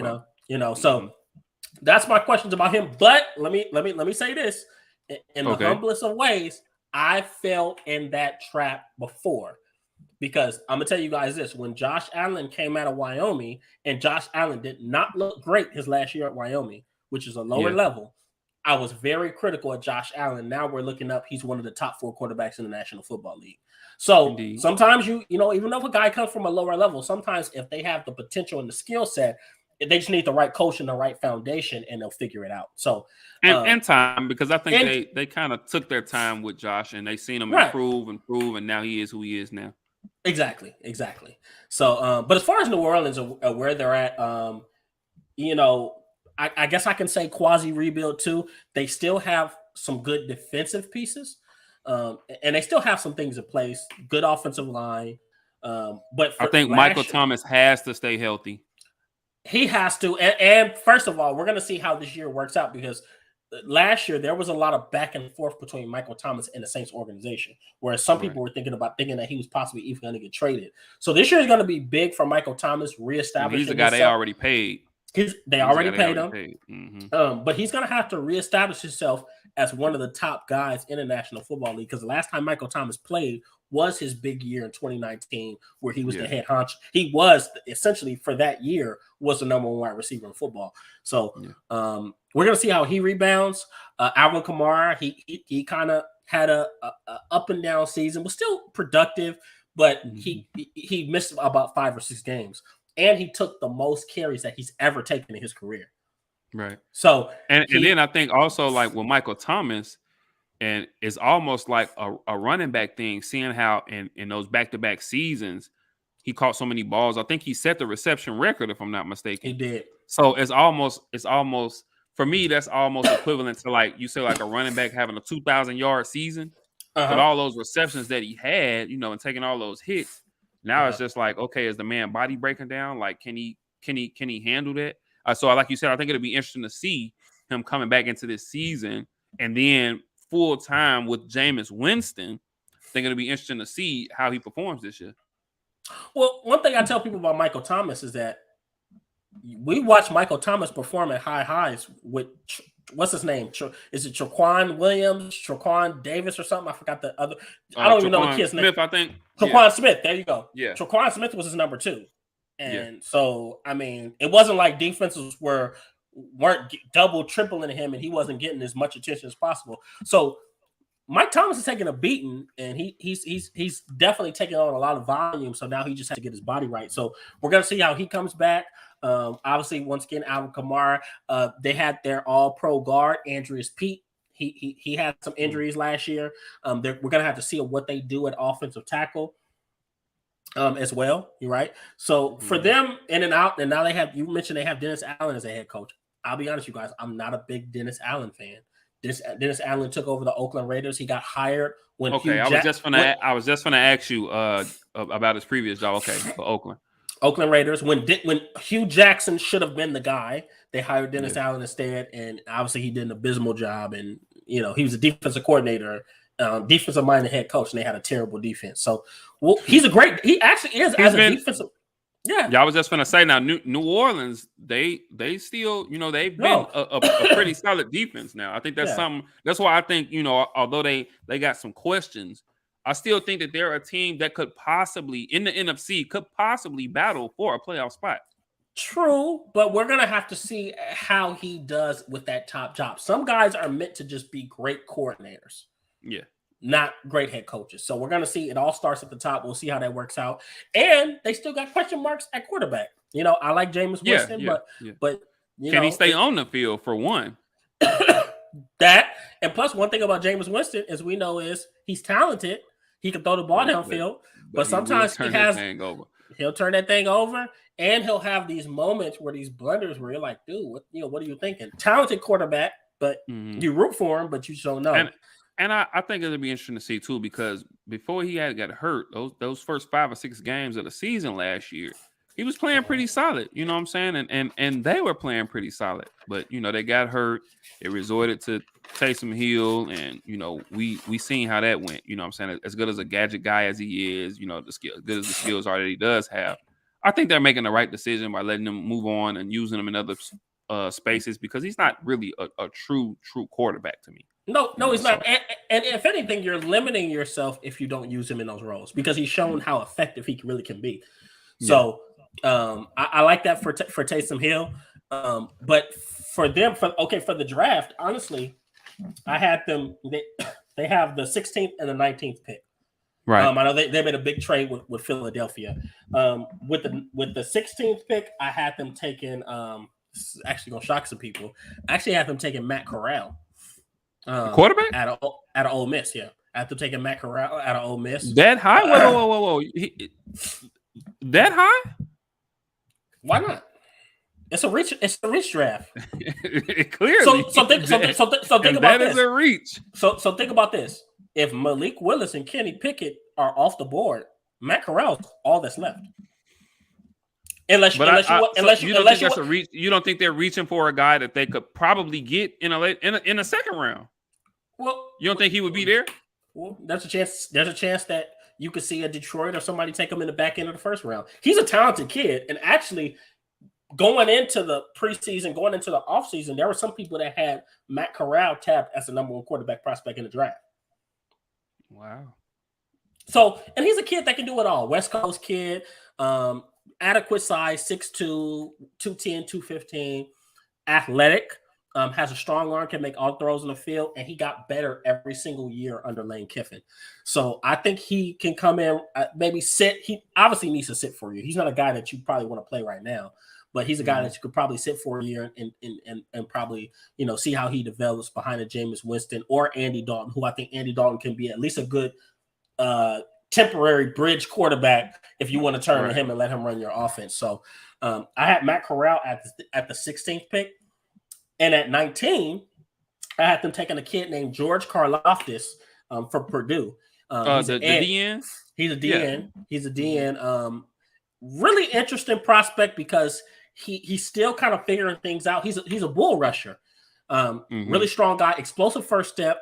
I've heard his name all up and down. I've heard him as high up as 6 or 7, and then I've heard him as far down as early second rounder. Like I've heard him all over the draft. He's a polarizing prospect because people don't know where he'll go, and I think people don't know what his potential really is. But one thing I know about Purdue is they put out very quality pass rushers. Defensive lineman. And I think he has a nice skill set to work with. He's going to come in day one. He's going to be a very violent bull. He can be a really good base end in a 3-4 and a 4-3. He can be a good base edge. And once again, and he's very violent. He just needs to improve a little bit against the run, but he's a guy that I think could come in. He's a blue collar guy. He'll add some work ethic, and he's a really, really good kid. If you hear him, he interviewed very well. So I think he's a guy that they would love to have in that organization. They drafted a kid out of San Antonio a few years ago named Marcus Davenport, but he just hasn't developed into what they thought he was going to be. So I think they need to bring another edge. And obviously we know Cam is getting a little old. So, right. We'll see what happens, but that's what I have for them. Matt Corral at 16 and George Karlaftis at 19. Cool. All right. Moving right along. We're gonna get into the Carolina Panthers. I think Atlanta's next. Oh, okay. We can go Atlanta. Either way, we can go Atlanta. Atlanta finished third. 7-10. So we can go Atlanta. They got the 8th pick in the draft, and I think we just talked about them. They're in full rebuild mode. They did sign Marcus Mariota. They signed Casey Hayward Jr. as well, who I think can be a really, really, really good number 2 cornerback possibly, and be a good mentor for AJ Terrell, who I really like. Well, honestly, I don't think he needs a mentor. I think AJ Terrell's there. Yeah. I really like him. Right. The sky is the limit for that kid. Offensively, bro, I was looking and I was like, I don't think I know any of these wide receivers. And then on top of that, Calvin Ridley, I believe, is going to be out for the season. They suspended him for the betting incident. So Calvin Ridley's out for the season. And now they're looking at guys, Zacchaeus, and these guys I haven't even heard of. You know what I'm saying? They lost Russell Gage. They lost Russell Gage to Tampa Bay. I'm not even going to attempt to even pronounce his name, but the linebacker led the league in tackles. I'm not even going to attempt to mess up his name out of respect for him. You know what I'm saying? But we're going to say Foya said that was his first name. I'm not even going to attempt it. But Philly. Yeah, led the league in tackles, and now he's going on to Jacksonville. Right. So I mentioned Russell Gage. Hayden Hurst is gone. Yeah, Hayden Hurst is gone. So I mean, full rebuild for these guys, man. But yeah, what do you see for them, man? Can you see them having some success with Marcus Mariota and a bunch of nobodies he throwing to? Okay, well, I'll say this. They're in a position. First of all, I'm happy for Marcus Mariota because he's getting an opportunity that a lot of quarterbacks won't get. A tryout. He's going to try out. Mm-hmm. So there's Marcus Mariota has nothing to lose. Yeah, kind of similar to Mitchell Trubisky in Pittsburgh. In Pittsburgh, right? He has nothing to lose. But as far as them, I'll tell you this, as far as before we get to everything else, as far as Atlanta draft-wise, they can do this. Yeah. Oh, yeah, absolutely. Any, meeny, miny, mo. Look, they just need bodies. A hit, right? Yeah. They need a hit. They need somebody. Look, and they might need to hold tryouts too. That's how depleted they are as a football team. But I like where Atlanta is. They're really, you can tell that front office is really trying to improve. I think they showed Matt Ryan an immense amount of respect by trading him to a franchise in Indy, who's rightfully so, man. Rightfully so. I didn't even mention that, man. Matt Ryan. He's been loyal. He's been loyal to that team. He's been loyal to that team. He gave them some great seasons. He gave them an MVP season. They got to the Super Bowl. Exactly. They should have won the Super Bowl. So I'm glad they did do right by him. Right. So they did right by him. They swung in the Deshaun Watson sweepstakes. They swung and missed, right? Because Deshaun Watson almost went to Atlanta. Yeah. And a lot of people don't know this, but Will Fuller and Jarvis Landry, and I want to say maybe a few other players, were literally waiting if he went to Atlanta, they were going to sign with Atlanta. So I think Fuller played with him in Houston, if I'm not mistaken. He did. Will Fuller did, and Jarvis Landry, if I'm not mistaken, was in talks with him. He was going to come to Atlanta and sign with Atlanta as well. So once again, very close. And Leonard Fournette. As a matter of fact, Leonard Fournette was going to sign with Atlanta. I heard that too. Yeah. Right. So they were very close to having the potential to be competitive a little sooner. And let's be honest, they were 7-10. It wasn't like they were just getting their teeth kicked in every single week. So they did. They played a little better as the season progressed. They started to figure some things out. Right. And they had some bright spots. To me, first of all, I mean, we can say Kyle Pitts. Cordell Patterson has really established himself as probably the premier gadget player in the National Football League. Oh, yeah. Right. And I really hate, my Bears had him, and for Matt Nagy was trying to do what we seen him doing in Atlanta and was just so unsuccessful in that role. And to see him go to Atlanta and really be successful as, like you said, as a gadget guy, you know what I'm saying? Right. Running back, they were just finding ways to get the ball in his hands, however it happened. Right. Yeah. Putting them everywhere, putting them at H-back, putting them at running back, putting them in the slot. So moving them everywhere. So Cordell Patterson was a bright spot for him. Obviously, Kyle Pitts. He had, I think if I'm not mistaken, I think he broke the Falcons rookie receiving record. He had over 1,000 yards. He only had one touchdown, but 68 catches. Very, very. And he's another guy you've seen get progressively better as the season went on. You start seeing him having more and more productive games. Exactly. More and more productive games. So for Atlanta, for me, it's all about establishing. To me, they need to really focus on establishing a tough identity, more of a blue collar, we're gonna punch you in the mouth type of identity. I had them going defense. They to me, they need to do something that they haven't done in years, and that's prioritize defense. I'm getting tired of seeing Atlanta draft wide receivers, and you have all these wide receivers. You have a terrible defense. It's just the same story over and over again. But you don't think. And once again, I mean, they can just go at it. But of all the needs, you don't think wide receiver is number one for them? Their depth chart on wide receivers is just a bunch of who's. Okay, so this is why. First of all, you have guys in free agent. I think you need to look at maybe bridging the gap. I'm not saying don't draft a wide receiver at all in this draft, but with the top pick, they need to go defense because you need to start establishing some impact players on defense. Because let's be honest, can you really keep up this? Okay, I'm going to build an explosive offense and have the number 28 defense in the National Football League. Can you really keep that up? No, you can't. You can't keep it up. Once again, have you seen their depth chart at wide receiver? It's porous, but here's the thing. And there's some guys out there, Olave, Drake London, like there's some really good wide receiver options out there. But that'll be there at 8. But picking there at 8, I don't know if there's a wide receiver worth taking at 8. Are there defenders that are worth taking at 8? There damn sure is. And the guy that I had them taking was Kyle Hamilton from Notre Dame, safety. Okay. I like Kyle Hamilton. Kyle Hamilton is... Shout out to Notre Dame. Notre Dame. He's a Notre Dame fan. Ironically, he kind of has some similarities to Harrison Smith. He's bigger than Harrison Smith. Okay. So he's kind of like think about Taylor Mays' size. He's not as big as Taylor Mays, but height-wise, 6'4". He's about 214. He'll come down and tackle him. But the thing about Kyle Hamilton is, even though he's a big safety, you don't pigeonhole him into a box safety type of role. He can play single high. You can put him in nickel. You can put him in the box. He can play everywhere. Now, the thing about him is he tested a little bad.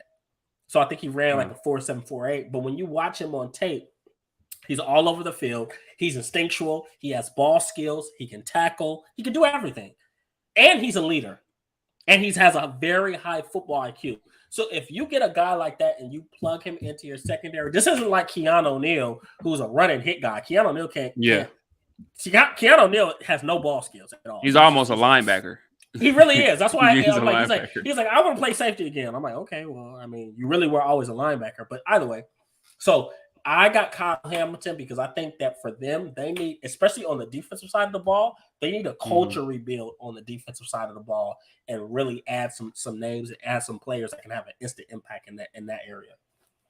I think right now, as constituted, I think they're probably my betting favorite to get the number 1 pick in next year's draft, because but I mean, I don't know, man. We'll definitely see what happens with them, bro. And now we will move along to the Carolina Panthers. They went 5-12 last year. They have the 6th pick in this year's draft. They lost now they had although they were 5-12, they had like a top 5 defense. Like defensively, they were there. You know what I'm saying? Now they've lost a couple guys from that defense. Hassan Reddick, who led them in sacks, is going to Philly, and then Stephon Gilmore is going to the Colts. So they lost a couple solid guys there on defense. They did sign Xavier Woods, which I do like, but they lost a few guys there on defense. And then offensively, at that 6th pick, they're another team who I would say has some questions at quarterback. I think Sam Darnold hasn't quite worked out. Obviously, I mean, they brought back Cam last year. I mean, it was real nice and sentimental, but obviously, I mean, Cam's best days are far, far behind him. I think. Oh, he's done. And I think it was tough for me to admit it because I'm a Cam Newton fan.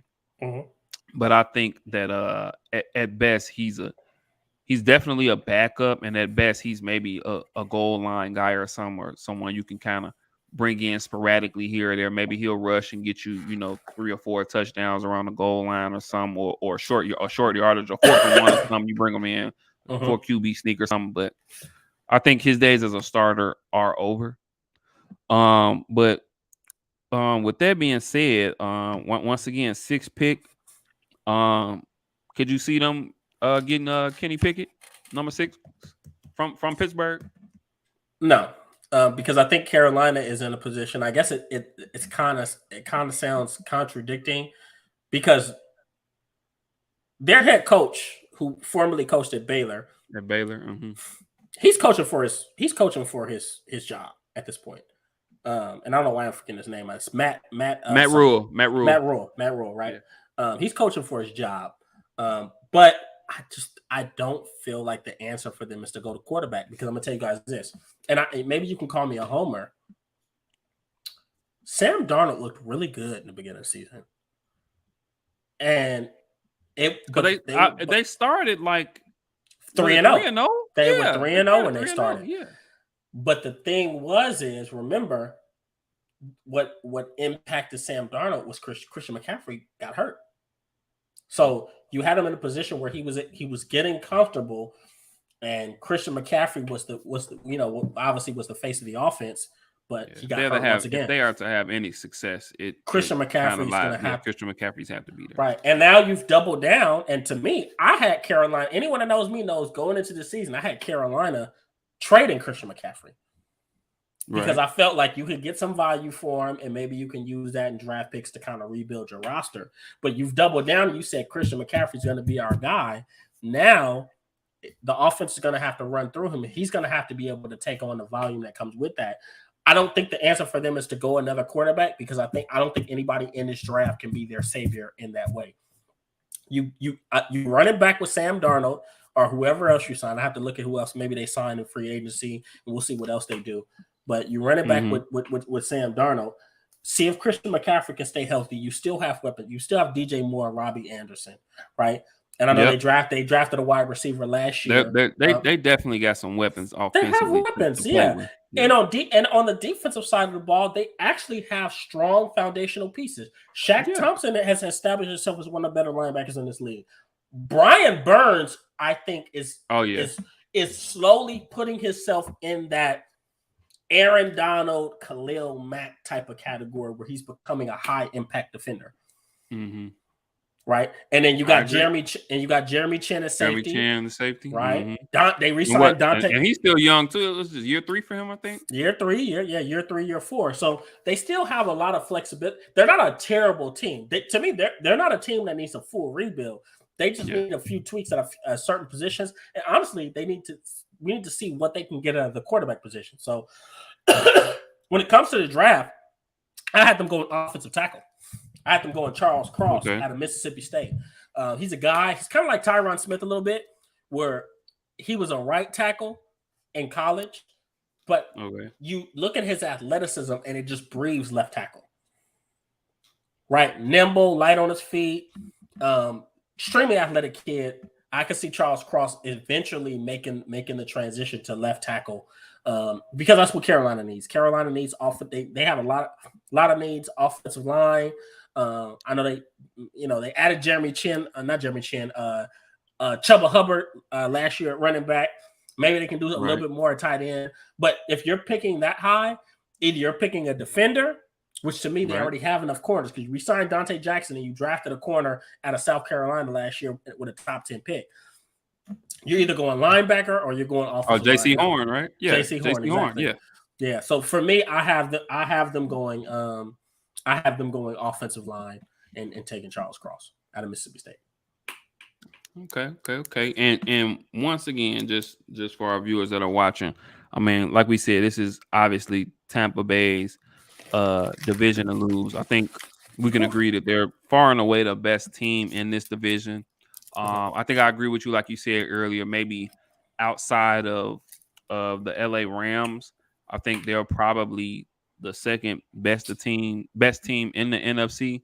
Mm-hmm. And so, yeah, man, as far as the NFC South goes, look for Tampa Bay to go ahead and really, well, I'm not going to say clean house because they always struggle with New Orleans. I don't know what it is.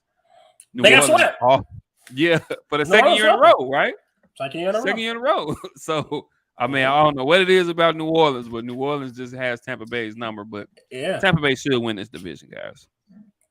All right, and that's it for the NFC South. But like we said, we're doing 2 divisions today, so we're gonna jump right on over to the AFC and do the AFC South.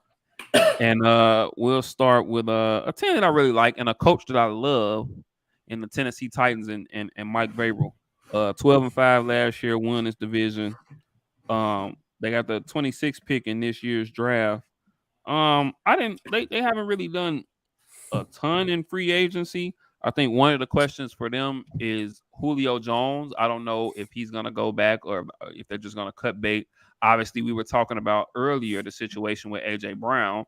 So they're still trying to work that out with him and obviously satisfy him because as we mentioned earlier, I mean, he's a guy who's, on the fringe of being one of those top 5 wide receivers in the league in both of our eyes. They did sign Austin Hooper, tight end. They lost Roger Saffold off the line. As far as the draft goes, and once again, they're at 26. What do you see for these guys? So, okay. When it comes to Tennessee is another team that's right there. They were first in the AFC, by the way. Yeah. So they were the number 1 seed.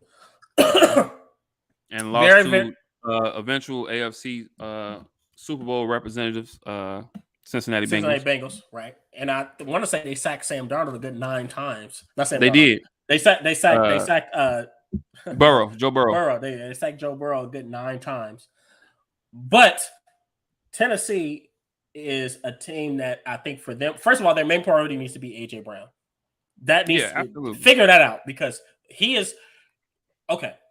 So let's think about this. They have a plethora. To me, their main problems right now are offensively. Defensively, they made the jump, right? Because they had their defense literally at first they were like maybe a top 25 defense, and now they rose a little bit more to maybe a little closer to a top 10, top 15 defense, and they looked really, really good in the playoffs. I know that kid they drafted out of Mississippi State a few years ago finally really made that jump into being an elite defensive tackle in the National Football League. Simmons, exactly. Yeah, Jeffrey Simmons. Now, as far as on the offensive side of the ball, Ryan Tannehill has limitations. I like him, but he has limitations. He's not a guy that was actually going to be my next question to you about this team. Do you think that Ryan Tannehill can ultimately lead them to the Super Bowl or possible championship? Yeah, they can. They can. You just can't put too much in his hands. He's kind of very similar to Jimmy Garoppolo, where he can get the job done, but just don't put too much in his hands. But then you have question marks otherwhere outside of the AJ Brown situation. What are they going to do with that? And you mentioned something earlier. You alluded to something earlier. I'm gonna tell you guys this. Derrick Henry, we saw him miss a substantial amount of time last year because he broke his foot. Mm-hmm. Now I'm gonna tell you guys this: 2,000 yards. A lot of times when you see these running backs come off of 2,000-yard seasons, they're never the same. And it's a trend that continues. I mean, the only person I could see probably didn't really affect was Barry Sanders. He was still productive, but you got to look at the style of back that he is versus the style of back that Derrick Henry is. Exactly. So he takes on a lot less contact. But I mean, Eric Dickerson had some struggles a year after. Jamal Lewis had some struggles a year after he rushed for 2,000 yards. Chris Johnson has some struggles. Yep. I know Adrian Peterson. Maybe if it wasn't the year after, in the following years, you really start to see Terrell Davis. Terrell Davis, right? Terrell Davis' career was over. He was done. Yeah, shortly after. So this could possibly be the first of many injuries for Derrick Henry. We don't know how he's going to come back and if he's ever going to be that same back that we just seen. So I'm not saying just give up on him, but that's something that you probably want to monitor a little bit more because they may not be able to lean on him and give him 30 carries a game like they were in years past because that's a lot of volume. And I think you kind of seen that kind of coming to fruition last year. And then if I'm not mistaken, his first game back was the playoff game. Yeah. Because he was out in his first game back. What was their playoff game against Cincinnati? And so I think that Cincinnati really made a concerted effort to kind of take advantage of a Derrick Henry who may or may not have been, in game ready shape yet. And they pushed him right into a playoff game. And they made it so that Ryan Tannehill would have to beat them. And Ryan Tannehill couldn't do it. He couldn't do it. And once again, everyone that knows me knows that I'm a big advocate on guys that may not be great. They may be slightly above average. You can win with those guys, but it's the team has to be established. So if you look at Tennessee right now as a team, they're getting to that place. To me, they need to add more weapons on the offensive side of the ball. They traded for Robert Woods, which I thought was a really, really good trade because Robert Woods can do so much for your offense. You can put him in the slide, you can move him around, you can do jet sweeps, he can do everything. He can play X, Y, and I think if they keep AJ Brown, I think he's a great compliment to him. And Robert Woods is coming off an injury though, correct? He's coming off an injury. ACL. ACL, but he can add a different wrinkle to your offense that in years past. So for them, here's the thing. When you have a quarterback that's slightly above average, how do you compliment him? You add an immense amount of an embarrassment of riches, a lot of weapons around him.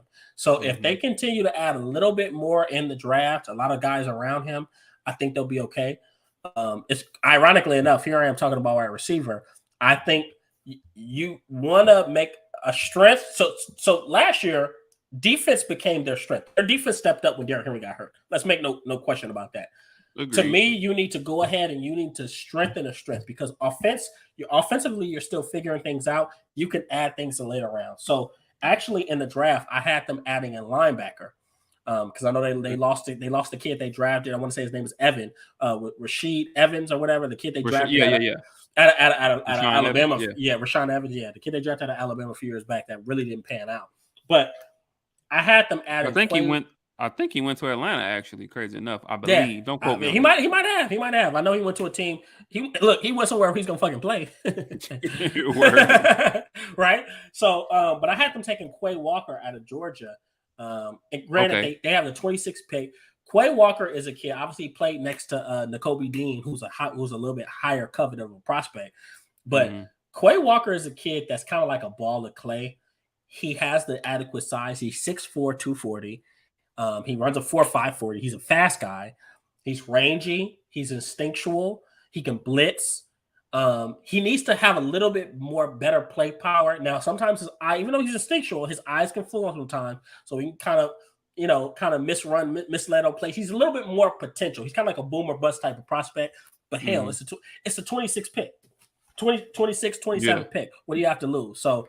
To me, you go linebacker. A team that's going to be right back at the top, toward the top of the AFC. That's going to be there. Exactly. So, and you're playing behind Jeffrey Simmons, who literally, I can't say it enough. People are killing me over this, but there was a time at the back end of the season where Jeffrey Simmons was performing at an Aaron Donald type of level. He was performing that well. He's playing that damn good. And I think he had 3 sacks against Cincinnati, right? Yeah. So, so three of the 8. 3 of the 8, exactly. So they have a nice foundation that helped Quay Walker develop into the player that he's supposed to become. Because talent-wise, I think he's a top 15 guy, but production-wise, he hasn't met that yet. So raw, big ball of clay, more potential than actual production. But I think that's a guy that they can take, plug, and maybe move him around a little bit, but plug and play him. And he can, I think by season's end, he's going to start an inside linebacker in that 3-4 scheme. We're all right. Well, you know what? I'm gonna wait in this division. I'm gonna wait on my next question until we get through this because although they won this division last year, I think that it'll be a little tougher for them this year because of this next team that we're about to get into, which is the Indianapolis Colts.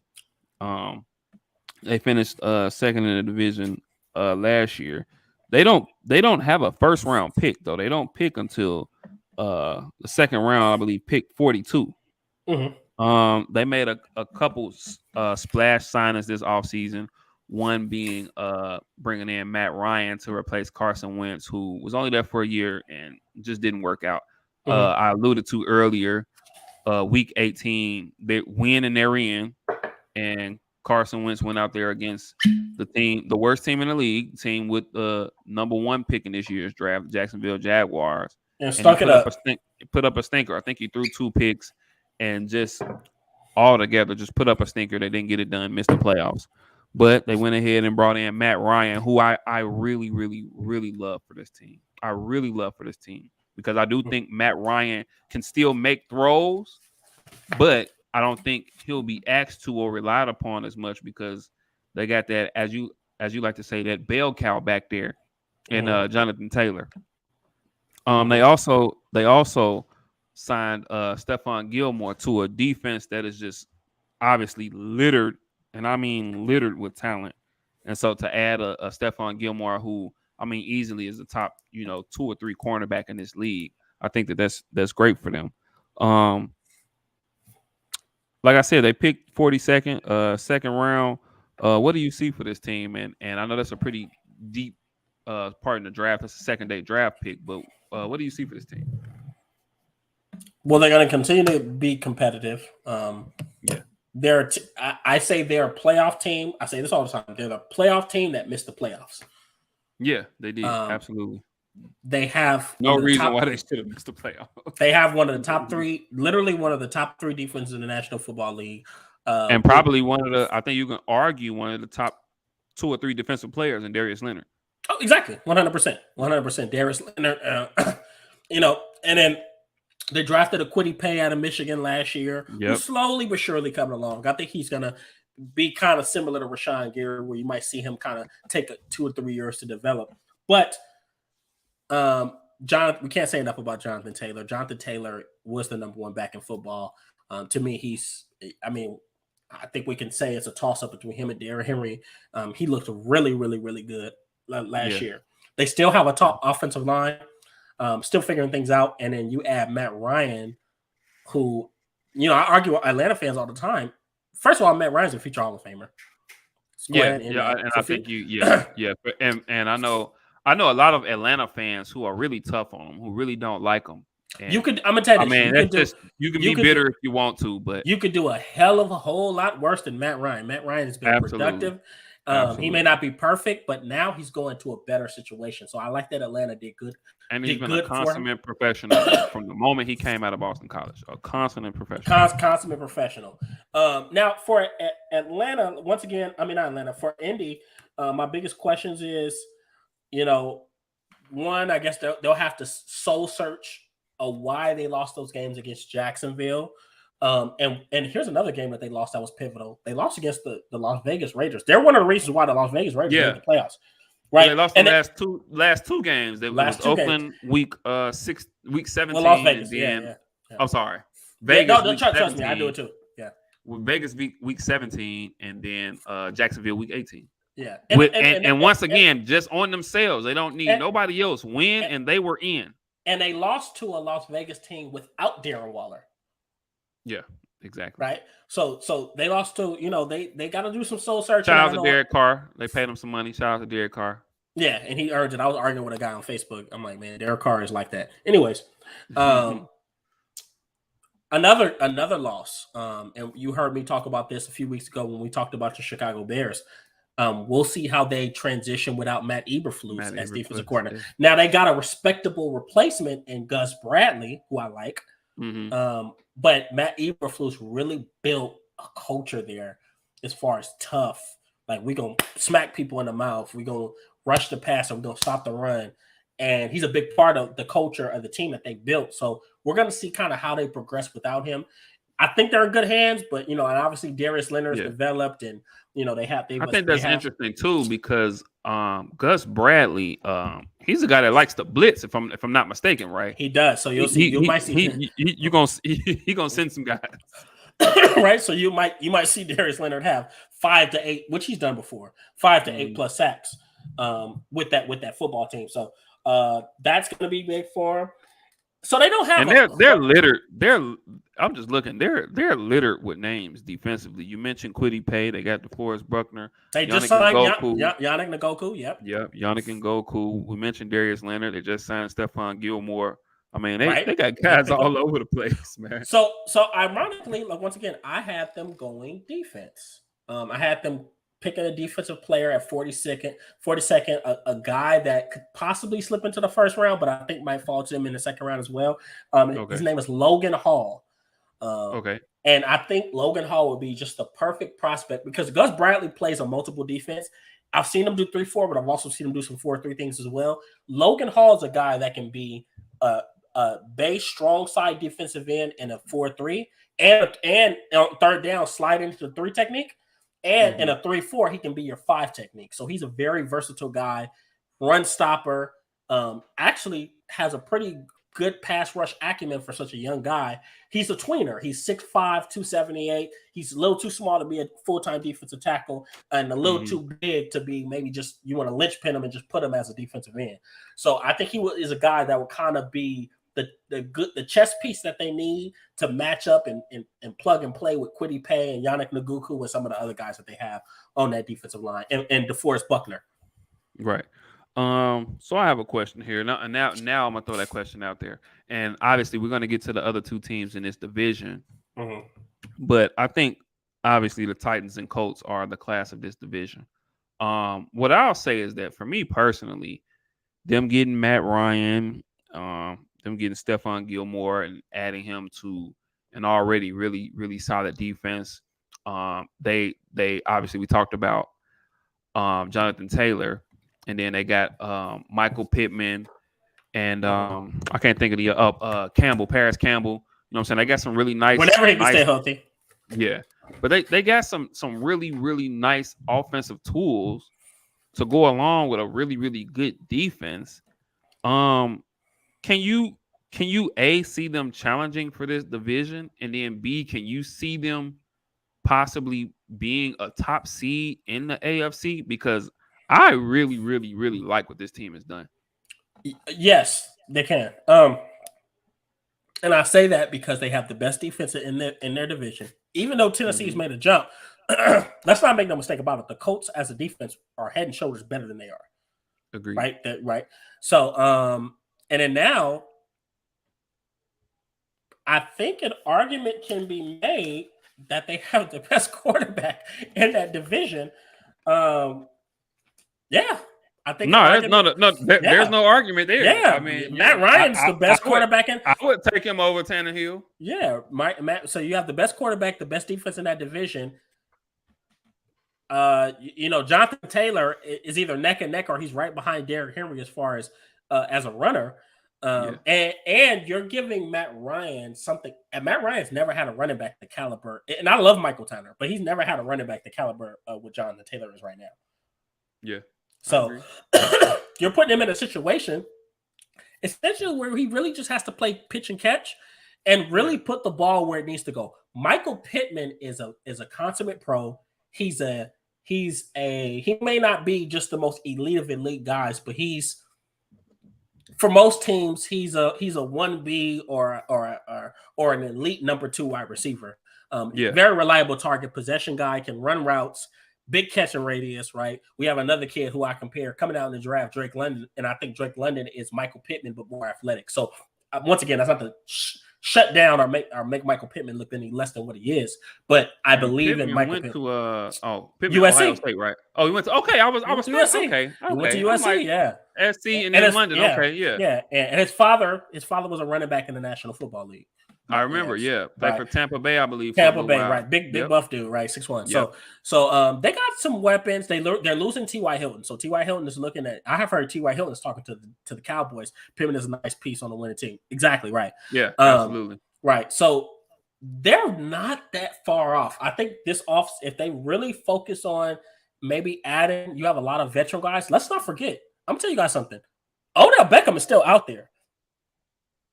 You know what? I think honestly, I think the Rams are gonna sign him back. I don't think they're gonna let him go. We'll see what happens. I think because they can probably afford to let him go through his whole rehab, and if he misses the first half of the season, they still feel like they'll be fine. I think that he's gonna go back there. I don't think any team will take. Well, I ain't gonna say they'll take a chance for him, but I'm not sure if he's willing. If they do take a chance for him, I don't think it's going to be a large contract. I think it'll be another veterans minimum type of deal. So for him, why not go back to a team where you just won a Super Bowl, where when you come back, your role is gonna be needed. Well, let's look at it like this, okay? So let's say you don't get an Odell. Will OBJ play this year? I think he'll play after. He'll probably play the back end of the season. Yeah, I don't think he'll be ready. Yeah, I don't think he'll be ready for the start of the season. But yeah, I agree toward the back end. But let's look at some of the other wide receivers on the market. Shout out to Bo, man. Yeah, Big Bo. Bo, my boy. You still got Emmanuel Sanders on the market who can come in and be productive. I'm not saying he needs to be a world beater. I'll tell you another guy who who I love. Cole Beasley's going to do work for whoever you give him to. Yeah. Right? You got Cole Beasley. You got Deshaun Jackson, who bounced around and made a couple plays for the Raiders. And Deshaun gotta be about 45, but I'll be god dog if he still can't if he can't still get behind a defense. He will get behind you. He still has that deep speed. It's amazing. Like he been doing that for so long. Mm-hmm. If he can't do nothing else, he gonna get deep for 3-4 times a season. If he can't do nothing else. So they have some options as far as what they can do. I think for them, keep a strength, because right now you're going to need your defense to kind of carry you through and trust in Matt Ryan to really be the veteran leadership you need. And the crazy part was, we talked about them getting rid of Carson Wentz. They really didn't have that high expectations for Carson Wentz. All they wanted him to do, this was Carson Wentz's job. On the one or two fateful days that Jonathan Taylor doesn't ball out, the TJ and KC, that Jonathan Taylor doesn't ball out. You just need to win these type of games for us. Yeah, and I think he's more than capable of doing so.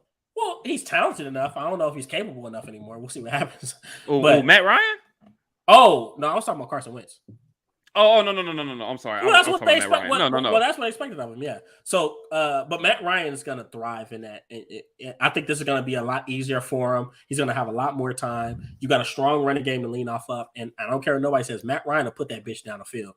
So don't make it. Don't. So anybody doubting the Colts right now, and I'm gonna tell you guys this. Another name. I really want Julio Jones to go to the Colts. I really want that.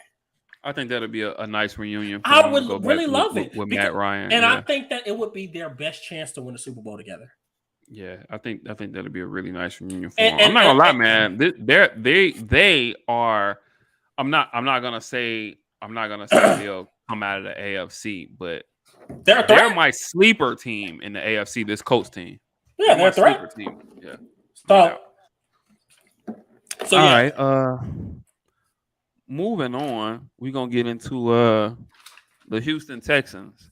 Now, one thing I've said about them, and I think I discussed this with you before. And his name leaves me right now, but I really hate the way the treatment of their previous coach, and I don't know why it's on. Say it again. Yeah.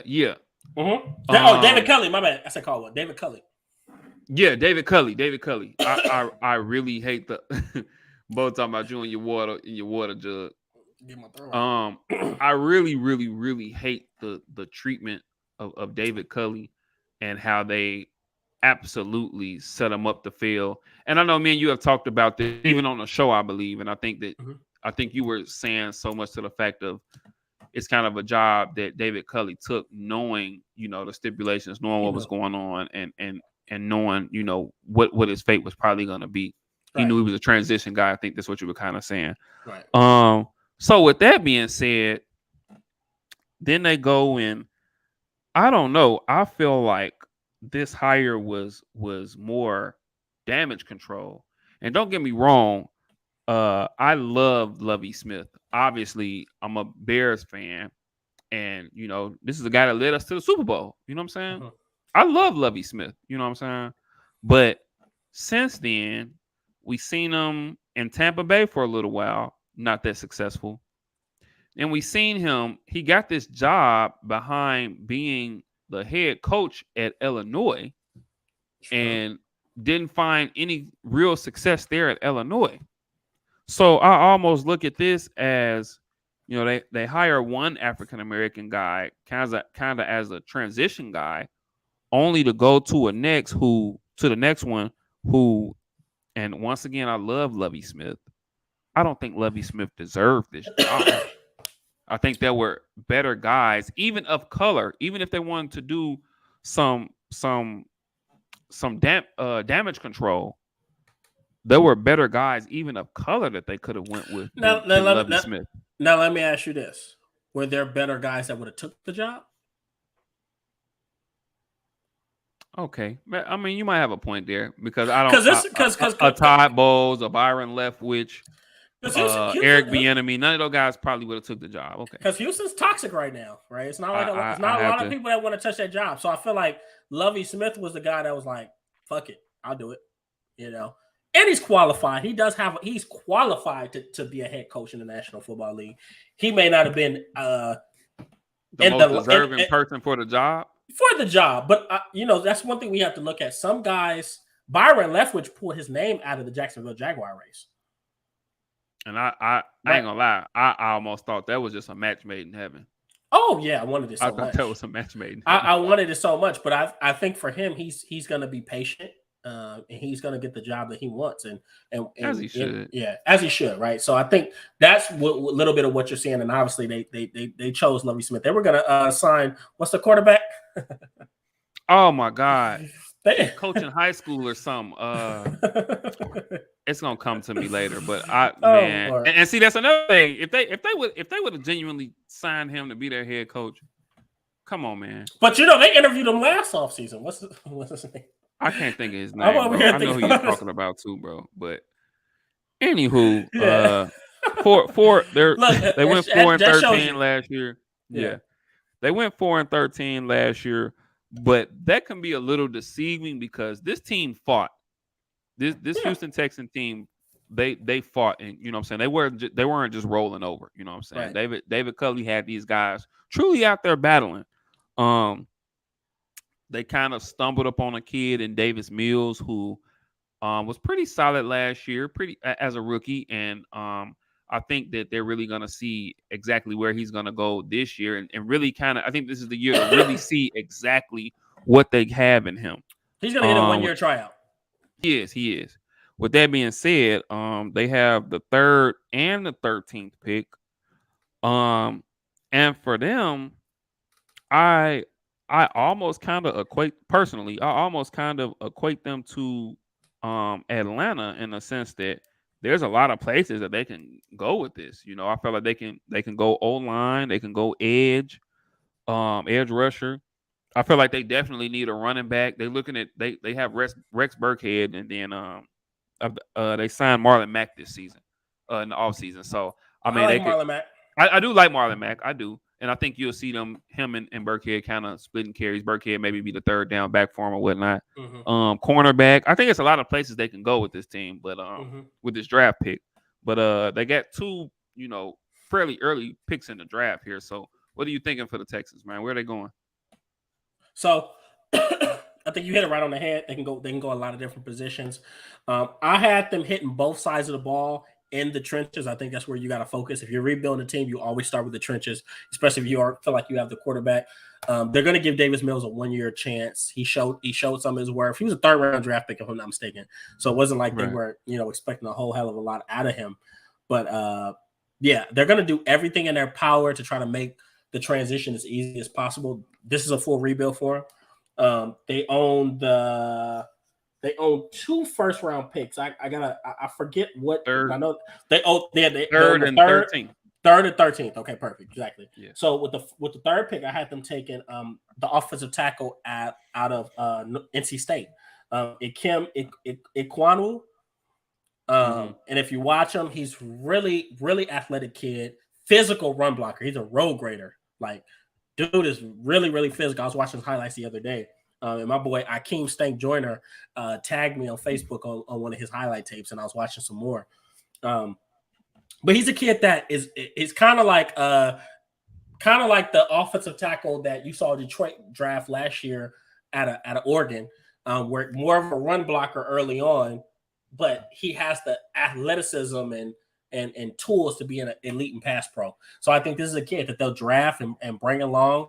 Hopefully they can establish a run game early on to take some pressure off of Davis Mills. But I think that'll be the most worthy pick that they would go at 3. Some people said Trevon Walker. I love Trevon Walker, but I think that maybe you need to go somebody on the offensive line to protect Davis Mills. Give him the best chance possible. If you want this kid to succeed, do everything in your power. All right, you re-signed Brandon Cooks. Give him some protection on the other end. Who is another really, really, really underrated. Wherever he goes, whoever's throwing to him, he's gonna produce. He's a hired assassin. Flat out, plain and simple. He's a hired assassin. Plain and simple. Yeah, he's gonna handle his job wherever you bring him. So that's what I had. Ikem Ekwonu from NC State, offensive tackle at 3. At 13, I actually had them, and this was a Lovie Smith pick. I had them. Okay. I had to take in Devontae Wyatt, defensive tackle out of Georgia, because I feel like Lovie Smith loves his war daddy defensive tackle. Georgia is loaded defensively. Oh, they're loaded. They're gonna have clearly in this draft. You're gonna hear a lot of names from their Georgia defense. I could easily see 5 guys going in the first round. From their defense. You mentioned the Kobe Dean. I can't Quay think of Walker. Quay Walker. I can't think of the tackle that ran the crazy 40. Jordan Davis. Trevon Walker. And then Devontae Wyatt, right? Yeah. And hell, George Pickens, the wide receiver, could mess around and go in the first round as well. So Devontae Wyatt, he's a guy that's a run stopper. First of all, in the combine, we're talking about all these big guys being athletic. He ran a 4.740 at 6'3", 300 pounds, right? So he's a very fast, athletic guy. But the funny part is at Georgia, he was a run stop specialist similar to Jordan Davis. Now, granted, Jordan Davis, bigger kid. But these guys specialize in stopping the run. And I think he only had about 2 to 3.5 sacks. So he wasn't extremely productive as a sack specialist, but his athleticism says that he really can improve in that area. That possibility, yeah. And his potential kind of screams. I'm not saying he's the same type of player, but his potential and his athleticism kind of screams Geno Atkins to me. He's a bigger than Geno Atkins, but remember, Geno Atkins went to Georgia. Another Georgia kid, yeah. Another Georgia kid. Was more of a run stopper. Wasn't extremely productive at Georgia. I think the most sacks he had at Georgia was like 4 or 5 point sacks. He comes to the National Football League, and it was literally before Aaron Donald came in the league. Geno Atkins was the premier defensive tackle in the National Football League for about 4 or 5 years. Yeah. Right. So I think Devontae Wyatt can be that complete Lovie Smith pick. You know who I think of when I think of War Daddy defensive tackles? Remember Tommy Kelly? Oh, really? hey, look, and Tommy Kelly was that dude for like 1 or 2, 3 seasons. He kind of waned off, but that's what I look at. So I think Devontae Wyatt would be a good, a really, really good pick for them to kind of rebuild that that defense. Kind of start from scratch. They can build around him and continue to add pieces, man. So, yeah, that's what I got for Houston. Question, man, with Houston. And we just talked about David Culley and how they kind of put him in a situation to fail. So, and going back to Lovie Smith, do you think that they'll truly, genuinely give Lovie Smith a chance to succeed here? Because obviously with this roster, I mean, they're going to be right back somewhere high in the draft next year, you know what I'm saying? But do you think that they're gonna actually give Lovie Smith the chance to succeed here? Will they give him the 3, 4, maybe even 5 years that he's gonna need to turn this around? This is my guess. If it's a shit show, 1 year. If it's bad, 2 years. I don't think he sees 3 years with this team if it's bad. Now, if he rights the ship and turns it around fast, which he's capable of doing, then I think you might see him stretch. He's definitely a player's coach.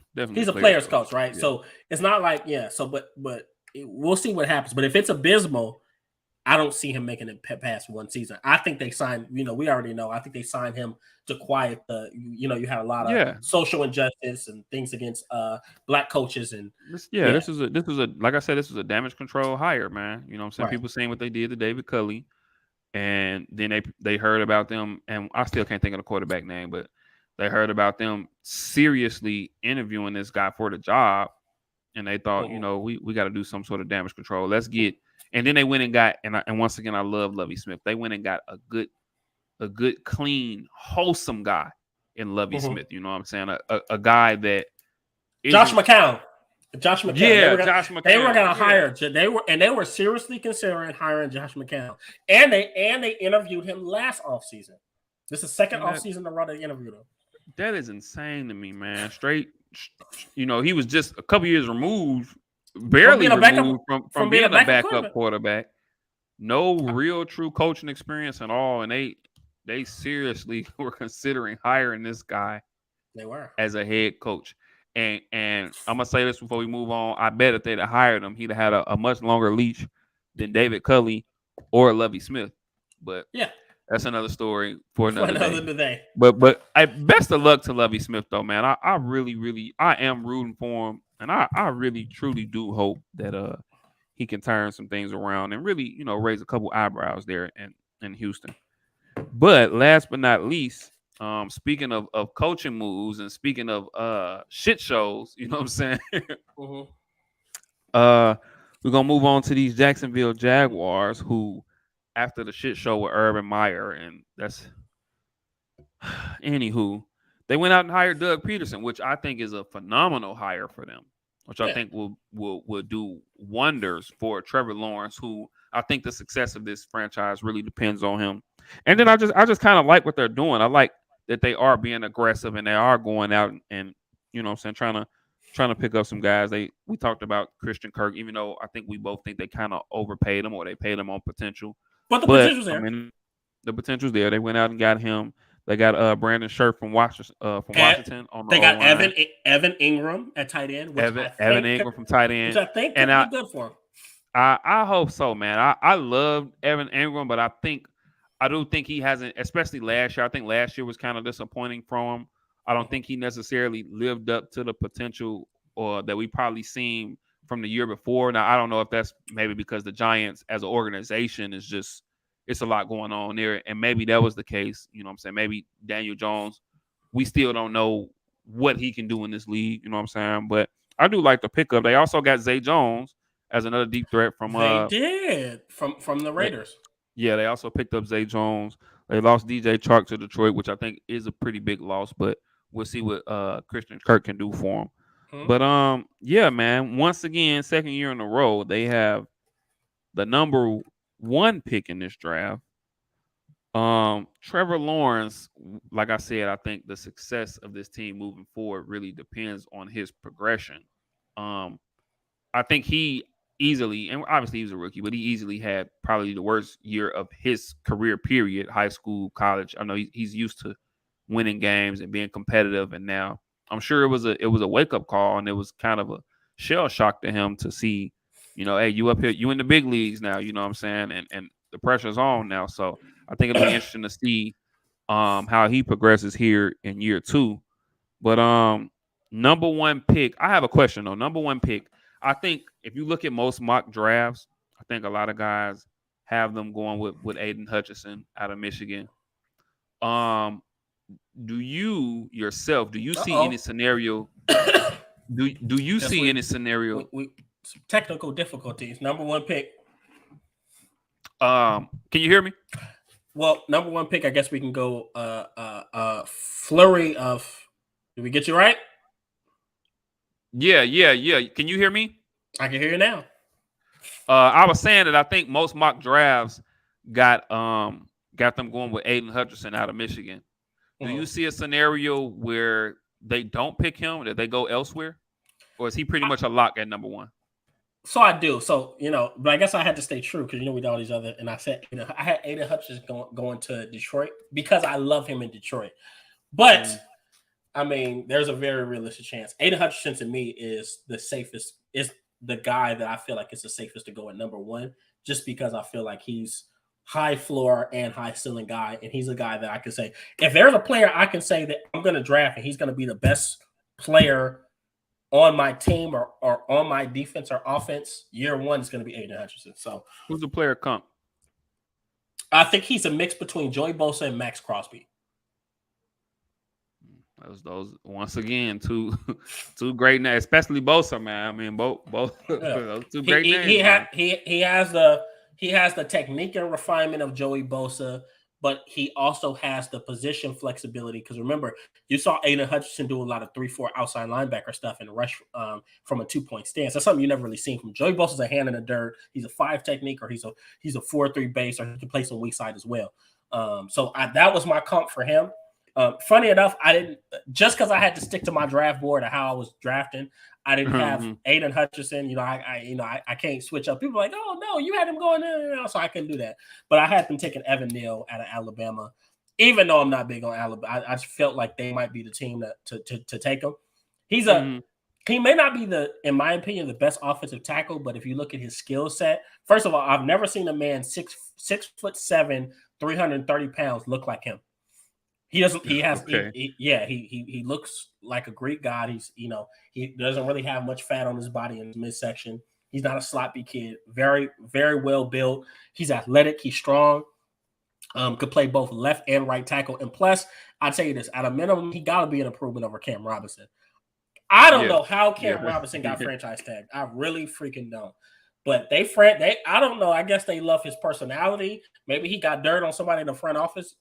I can't tell you. Oh my goodness! But they franchise tag Cam freaking Robinson, and he might start another freaking season as their left tackle.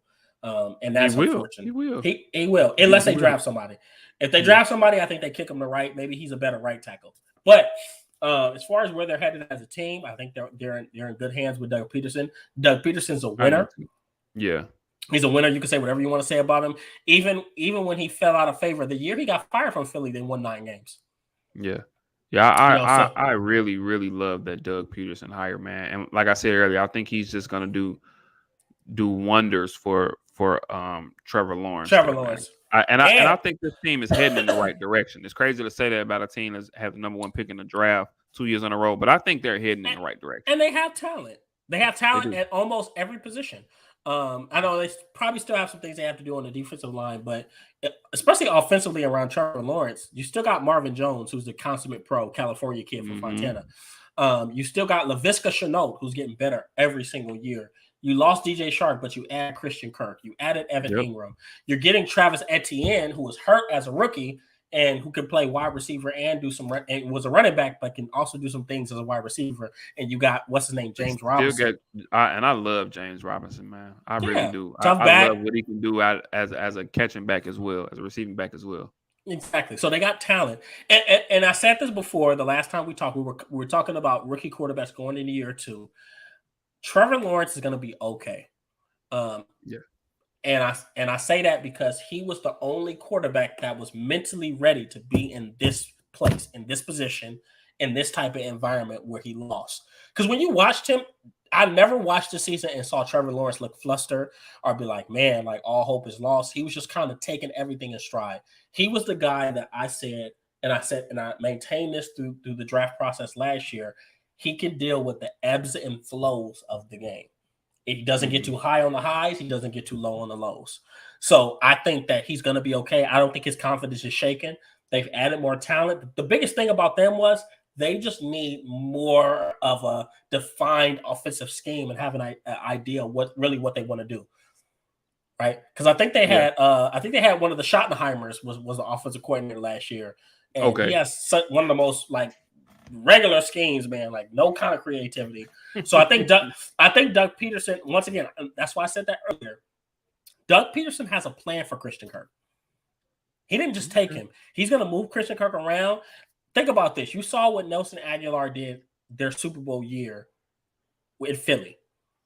Christian Kirk can be him and much more. And I'm a USC guy, so I love Nelson Aguilar. But Christian Kirk is an even better version of him. Christian Kirk can be a Pro Bowler. And Christian Kirk has gotten better every single year. And he knows what it's like to be the guy. Maybe not this year, technically last year in Arizona, he became the guy after DeAndre Hopkins got hurt. But growing up, he was the guy. At Texas A&M, he was the guy. So I'm excited to see what he becomes and what he transforms into and what they do. But I'm loving Jacksonville. Defensively, they have some question marks there too. They had that failed first-round pick they drafted out of Florida a few years ago, Taven Bryan. They traded him away. Or they didn't trade him away. They didn't resign him. So did you see they 3-14 last year, man. Like I said, I think we both agree they're heading in the right direction. I could see this team possibly getting 6 or 7 wins this year. I'll put you like this. They have the talent. They have the talent to win 9 games. No. The talent. If they win 9 games, Doug Peterson's the coach of the year. I don't know about all that. But no, I mean, they really do. They have the players. I think they max out at 7. Just because I mean, they're not going to beat the Titans or the Colts. That's 4 losses right there. Watch this. Can we really say that after last year? Because actually, quiet as kept, I don't think Indy has beat Jacksonville in years. I think that's the thing. Put up a donut last year, week 18, with the playoffs on the line. So, a lot of interesting things going on. But I'm loving where Jacksonville is headed. Doug Peterson was a good. I wanted Byron Leftwich, but I can't be mad. Doug Peterson's a good coach. No. I love the hire. Right, good, really, really good hire, and you can tell that they went ahead and cut bait with old Urban Meyer, Mr. Abuser, abusing coaches and verbally abusing coaches and players. Did you see the interview? Urban was. Did you see the interview with Travis Etienne? No, I didn't. He said, I guess if it was, because he got hurt, he missed the entire season. He said, I guess if it was a year, I was going to miss. This is the I did. Actually, I did see that. Yeah, I did see that. And everybody was laughing. So, I think they're going to be good. And Doug Peterson is a really good locker room guy. He actually is a lot more intelligent offensive mind than people give him credit to. I think a lot of people are saying Frank Reich was like, but you saw some of the things that he could do, and he could do more with less. He's actually going to have more talent here than what he had his last few years in Philly. Believe it or not. Okay. So I'm excited to see what they do. And yeah, that is the NFC and AFC South.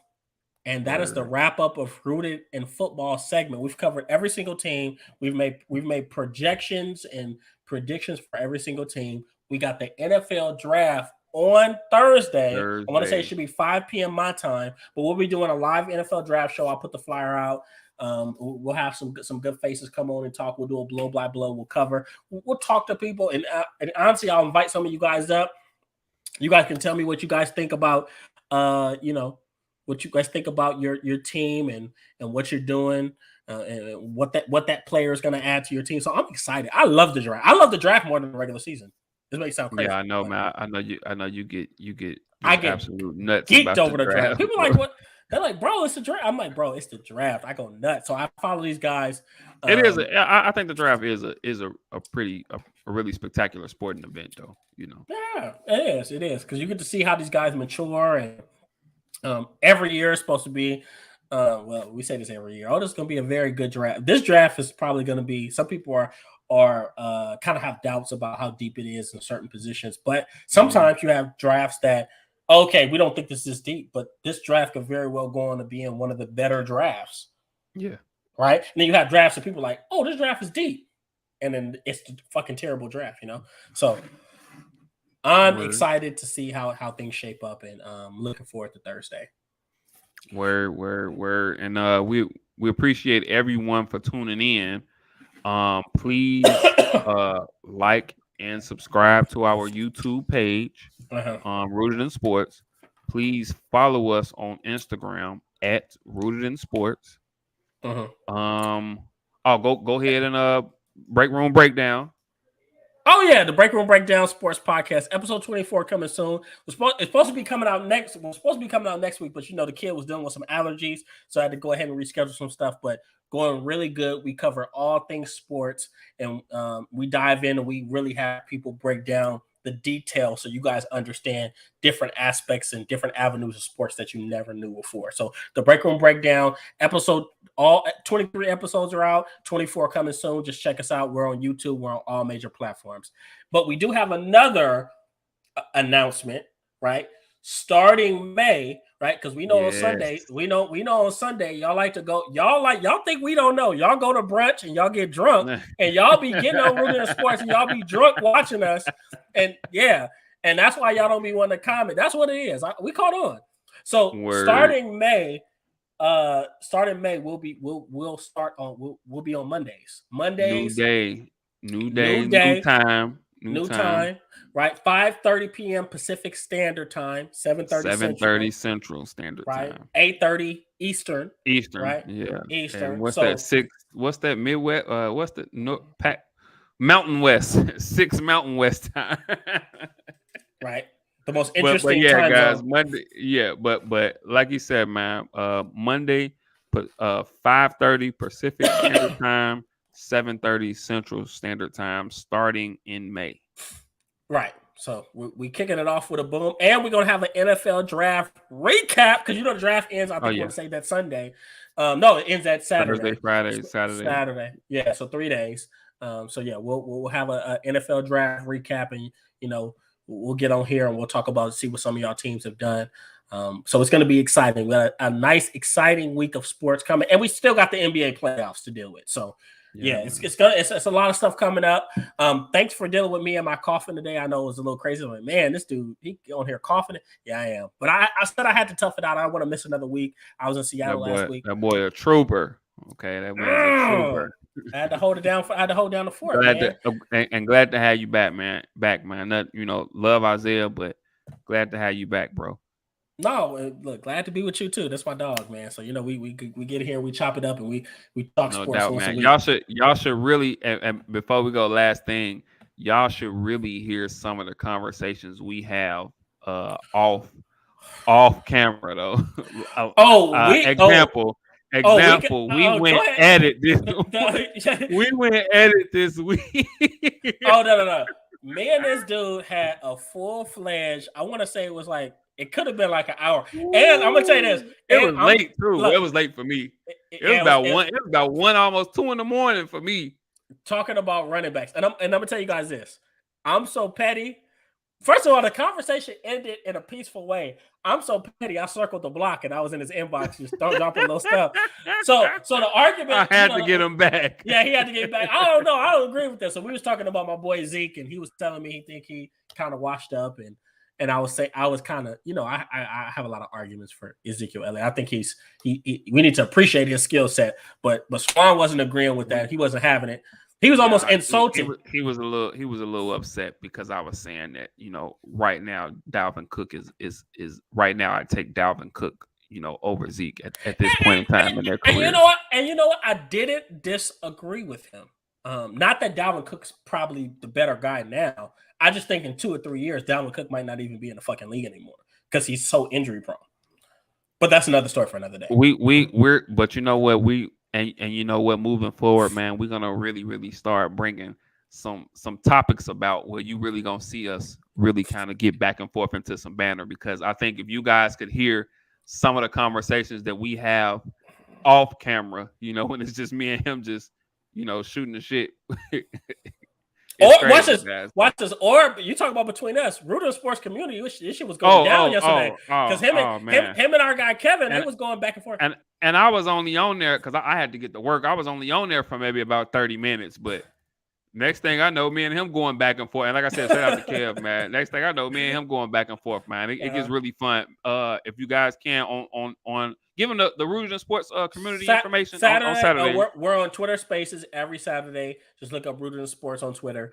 But yeah, we have the community open. We discuss a slew of different topics. We debate. We have guys go back and forth. It's good fun. So it's just the community. Yeah. So, that is episode 8 in the books. We will be back on Thursday, live NFL draft coverage. Right, we'll have some fun. I'll have the TV behind me. We'll have it playing a little bit, and we'll kind of follow along pick by pick, and we'll have the ticker at the bottom and stuff like that. So it's gonna be a lot of fun. So yeah, you guys just look out for the flyer. We'll put it out, and just follow along, and we'll get to it. I know Swan Donna he has to work a little bit. Man, I really, really, really wish I could be a part of that thing, man. But duty calls, man. I have to work that night, so I'm gonna probably be, on my phone trying to follow along and, trying to put my little 2 cents in the comments here and there. So I'm gonna definitely be tuned in, man. I really, really, really wish I could be a part of that. Yeah. But he's gonna be out fighting. You gotta do what you gotta do. He's gonna be out. He's gonna be out fighting crime, keeping us safe. That's why he's not gonna be on the NFL draft. But hey, look, guess what? I'm not gonna ask too many questions because I'm sure he wants to keep me safe from his enemies and things of that nature. Yeah, so. Man, I could tell you, but then I have to kill you. Yeah, exactly. Right. All right, guys, man. Much love. Right. God bless everyone. And once again, starting in May, we will see y'all on Mondays. Starting in May. Mondays, 5:30 Pacific Standard Time. So let's get it. All right. Peace out. Much love. Much love.